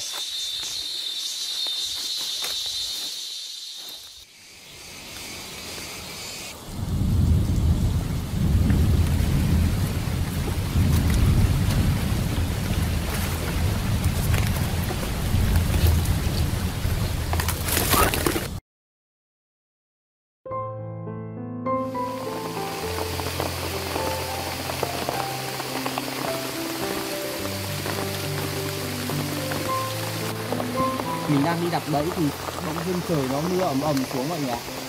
Trận mưa này nó quá to luôn. Trời mưa cái trời nó tối sầm vào rồi. Ui, lấy ngã phát, tay chảy đi biết máu rồi. May quá ở đây có cái đá này này, che mưa được. Đành phải ở đây trú mưa một lúc đã. Không bây giờ chạy về lán thì còn xa lắm. Mình mà ướt người ấy thì không sợ. Mình chỉ sợ ướt điện thoại với ướt đồ đạc máy quay của mình như này. Bị nước mưa nó hỏng thì mình không còn gì để quay nữa.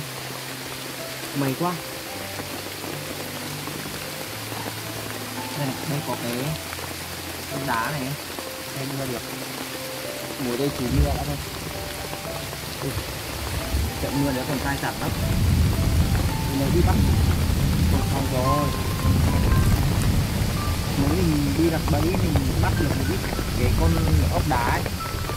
Mình vừa đặt bẫy thấy mình bắt mình để dồn trong gùi để thấy ngã chạy hội quá.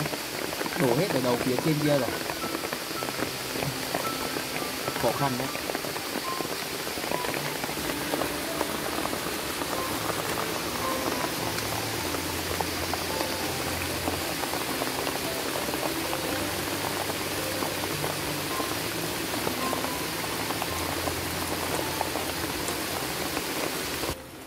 Mình ngồi chờ ở đây hơn 2 tiếng đồng hồ rồi nhưng mà trời vẫn chưa ngớt mưa mọi người.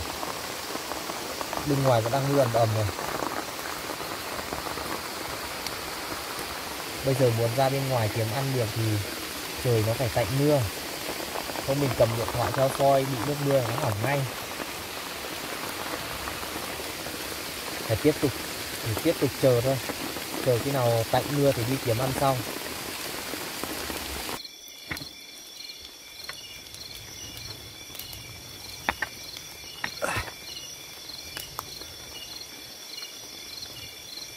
Trời nó ngớt mưa mọi người ơi. May quá ở đây có cái vách đá. Đây có cái vách đá cho mình trú mưa, không thì ướt hết rồi. Nhân cái lúc trời nó ngớt mưa thì túc tắc đi về lán thôi. Không chốc nữa nó mà mưa trở lại thì mệt lắm.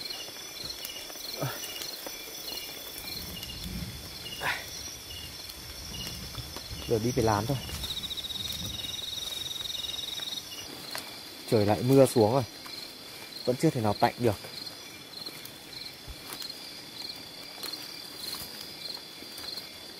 À, cua này.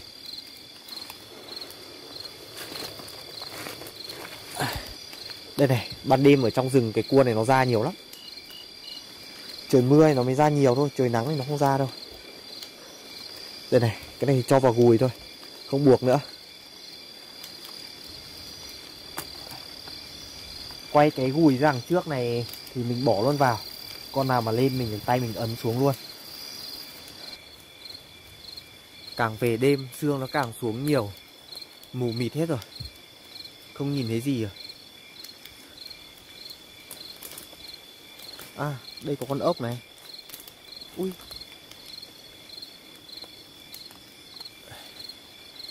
Cái này trời mưa nó ra nhiều lắm. Mình cố gắng bắt nhiều một chút.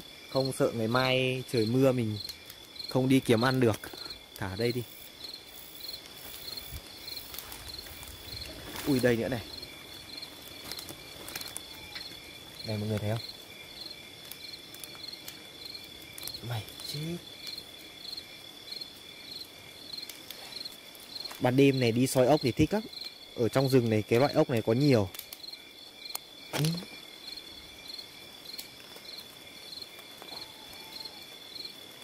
Đằng nào thì mưa cũng mưa rồi, muộn cũng muộn.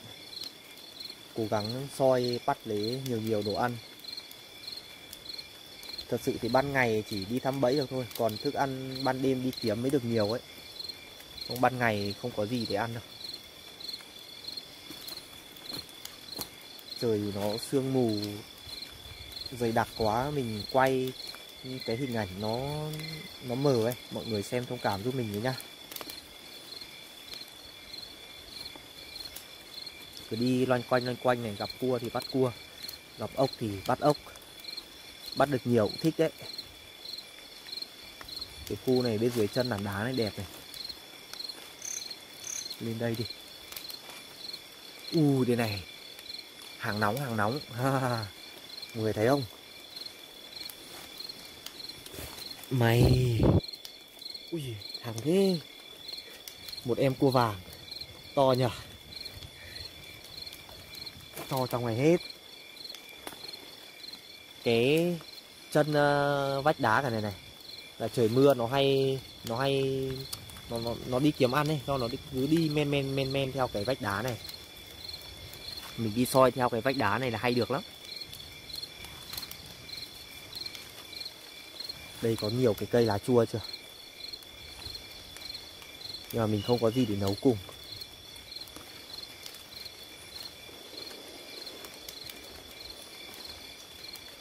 Đi bên đêm này phải đi chậm thôi, soi phải nhìn kỹ, không trong rừng nhiều rắn lắm. Nhiều loại rắn nó đi ăn đêm ấy. À, bên này có một cái hang nhưng mà không thấy gì. Quay lại đây thôi.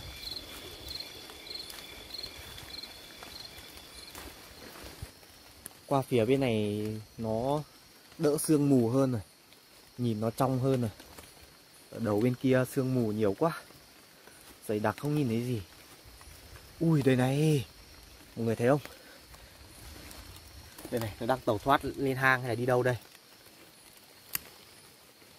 Mày. Ô, con cua này bị mù mắt chứ. Đây này, mọi người thấy không? Con này có đúng một mắt thôi.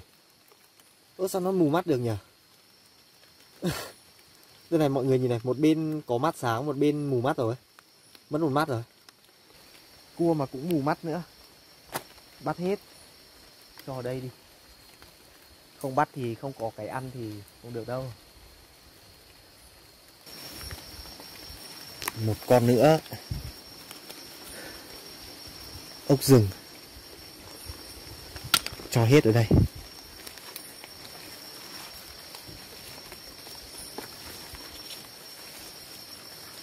Ui đây này này.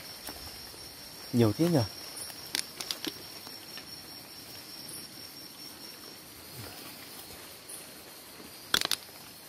Ui, đi gặp thì cứ nhặt cho vào gùi thôi.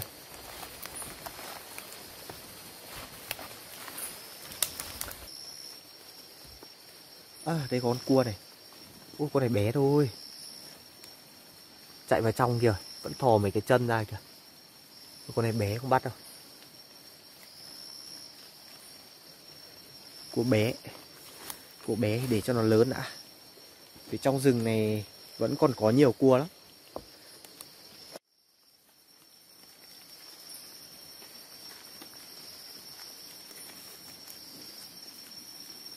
Nghênh ngang giữa đường này.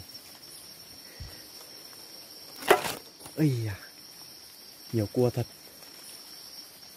Trời mưa này nó cứ bò lùm ngổm bên ngoài ấy. Lùm ngổm bên ngoài lá cây ấy.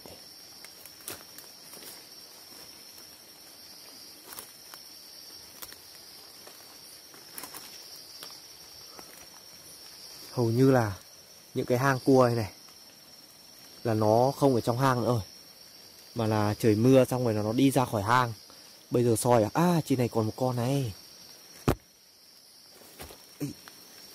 Mình đang định nói là trời mưa nó ra khỏi hang thì nó không trong hang, nó đi ra bên ngoài rừng kiếm ăn.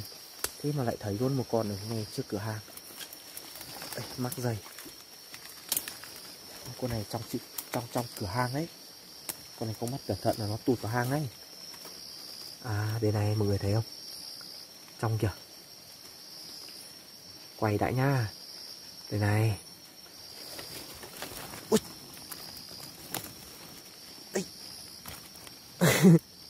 Mình đang định câu giờ quay một tí mà nó nhanh quá, tí sổng mất.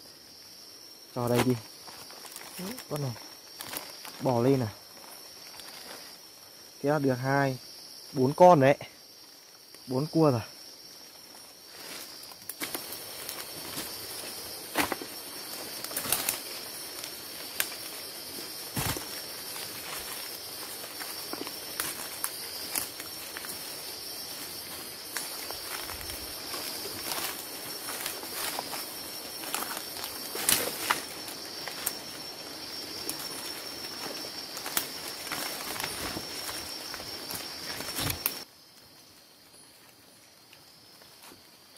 Phía đầu bên này có cái vách đá này.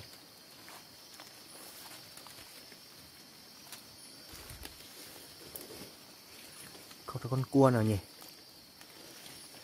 À không có cua nhưng mà có ốc. Ốc đây này. Đây này.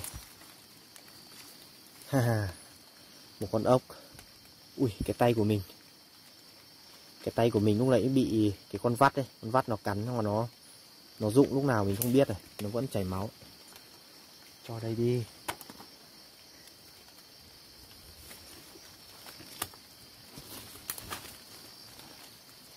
Cái con vắt này cái lúc mà nó cắn vào ấy nó khó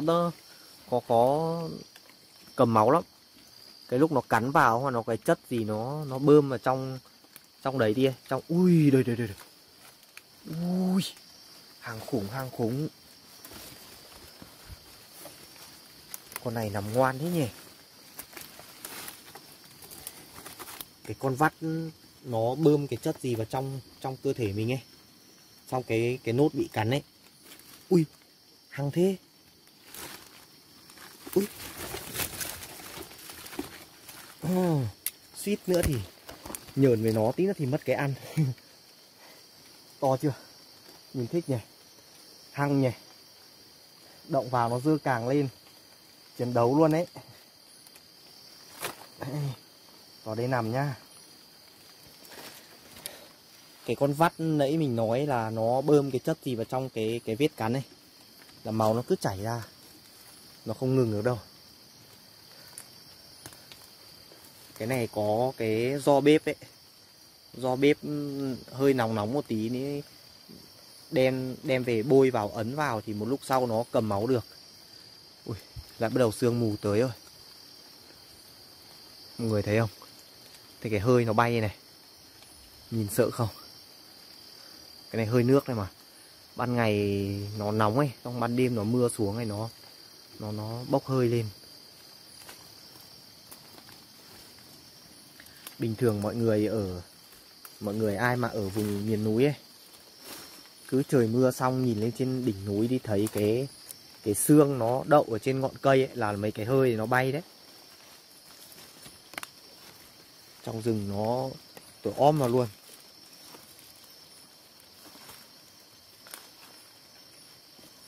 Đây, phía xa xa mình thấy một con ốc này. Ui, nó có một tí sương mờ cho nên là điện thoại mình quay nó không nhìn thấy gì luôn. Con cua này xuống. Tình hình chắc là mình phải thiết kế cái nắp. Ui mọi người, mọi người thấy gì chưa? Đây này, thấy gì chưa?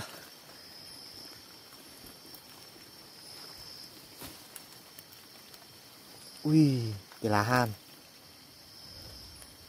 Tí nữa thì mình không để ý chạm vào này. Cái này là cái loại lá han dây đấy.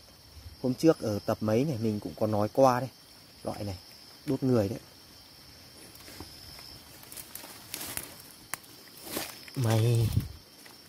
Mày xong với anh rồi. Lại thêm một con cua nữa. Ui, nhiều cua thế nhỉ. Bỏ ở đây đi. Bắt được nhiều cua thích thật đấy. Giờ này cũng đói rồi nhưng mà thấy nhiều cua quá, cứ mãi bắt.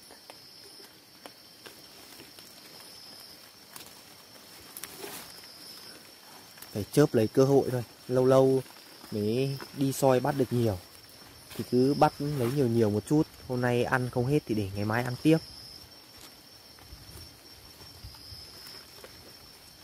Đây có con ếch này. Con ếch hay con nhái đây. Xem phải con ếch rừng không.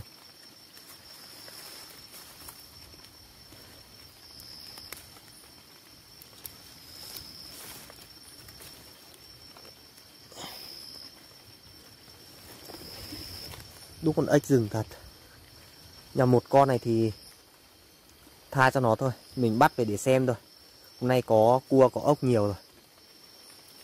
Chạy đi. Ếch rừng này bắt được nhiều về ăn ngon lắm. Ăn thịt nó ngọt hơn ếch nhà nhiều. Ui, trời nó vẫn chớp đùng đùng trên trời ấy. Cái này chưa tạnh mưa được đâu.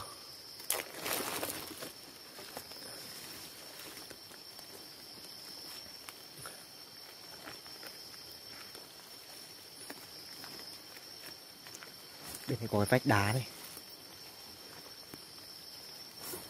Có khi lại có cua ở đây đấy. Từ nãy đến giờ nhá, mình soi rất ít khi mình bắt được cua ở trong cái vách đá này. Vì nó đi ra ngoài hết rồi. Trời mưa nó ra ngoài kiếm ăn hết rồi. Trên này lại con ốc to thế. Đây này. Ốc đá này. Thả ở đây đi. Nhiều phết rồi đấy. Thả xuống nghe tiếng nó va nhau lách cách rồi.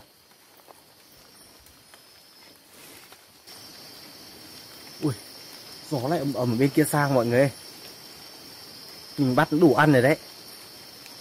Ui, mình sợ gió to trong rừng này. Mưa thì không sợ nhưng mà gió to cái cành cây nó bị nước mưa nó nặng chịu xuống rồi. Nhưng mà gió to là sợ cành cây gãy lắm. Giờ mình rút thôi. Đi xuống đường này tìm đường về lán thôi mọi người ạ. Không ở trong rừng trời gió to quá nguy hiểm lắm. Không bắt nữa đâu. Mắc nhiều thế này.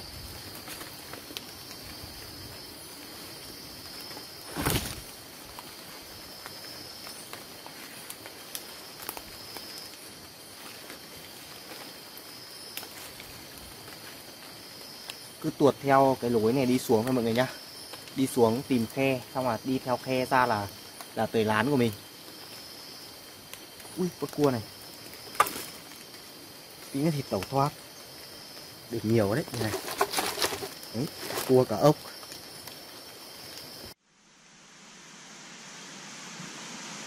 Bây giờ đã hơn 12 giờ rồi mọi người. Mình về lán được một lúc rồi. Nghỉ ngơi với lại là sạc thêm pin cho điện thoại. Hôm nay trời nó mưa nhiều quá, hơi vất vả một tí. Giờ thì chất lửa lên rồi nấu thức ăn lên để ăn thôi mọi người nhá.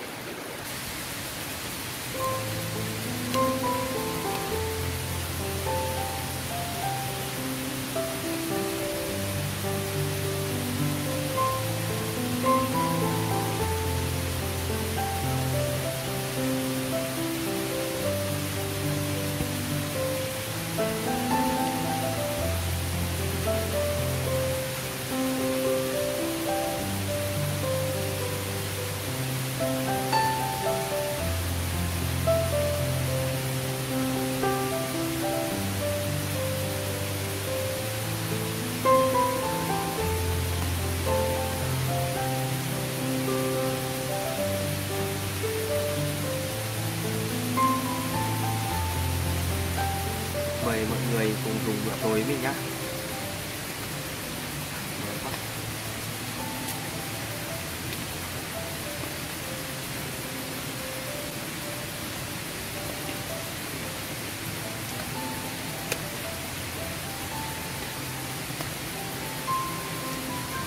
Cái cua mình bắt ở trên rừng nó béo hơn là cái cua mình bắt trực tiếp ở dưới khe nhá. Không biết tại sao. Chắc là cái cua ở dưới khe cái mùa này nó lũ nhiều. Nó ở dưới khe thì nó phải chạy lũ ấy. Chắc là nó không có nhiều thời gian để kiếm ăn. Cua này béo lắm.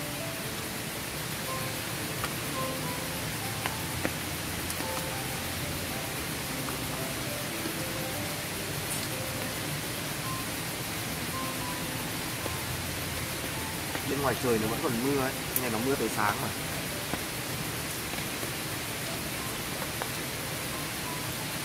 lẽ ra là mình có thời gian mình phải luộc lên thì nhìn nó ngon hơn, nhưng mà trời nó mưa quá, mình nướng lên cho nó nhanh để ăn thôi.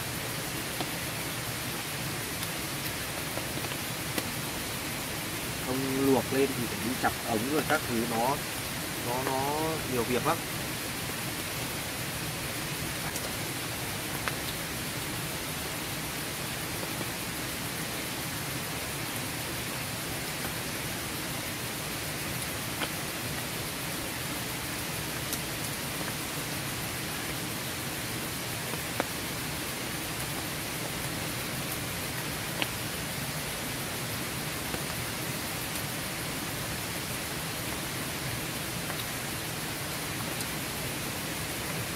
Ngon lắm.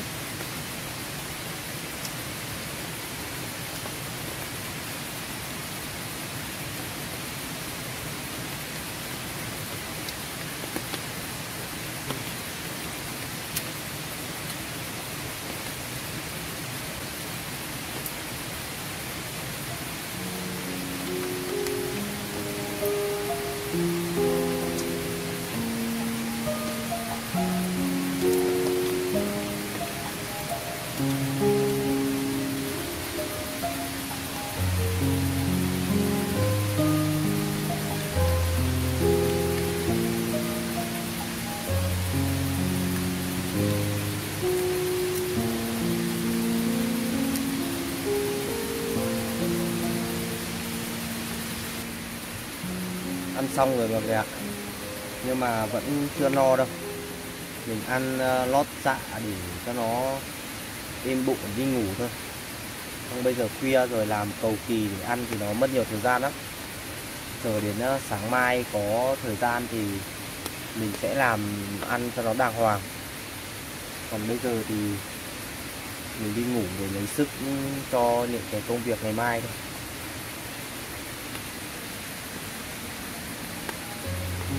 Đêm nay trời nó còn mưa đấy, vẫn đang mưa ở bên ngoài, trời vẫn còn đang mưa đấy.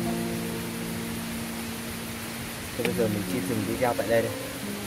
Xin chào và hẹn gặp lại mọi người trong những tập tiếp theo.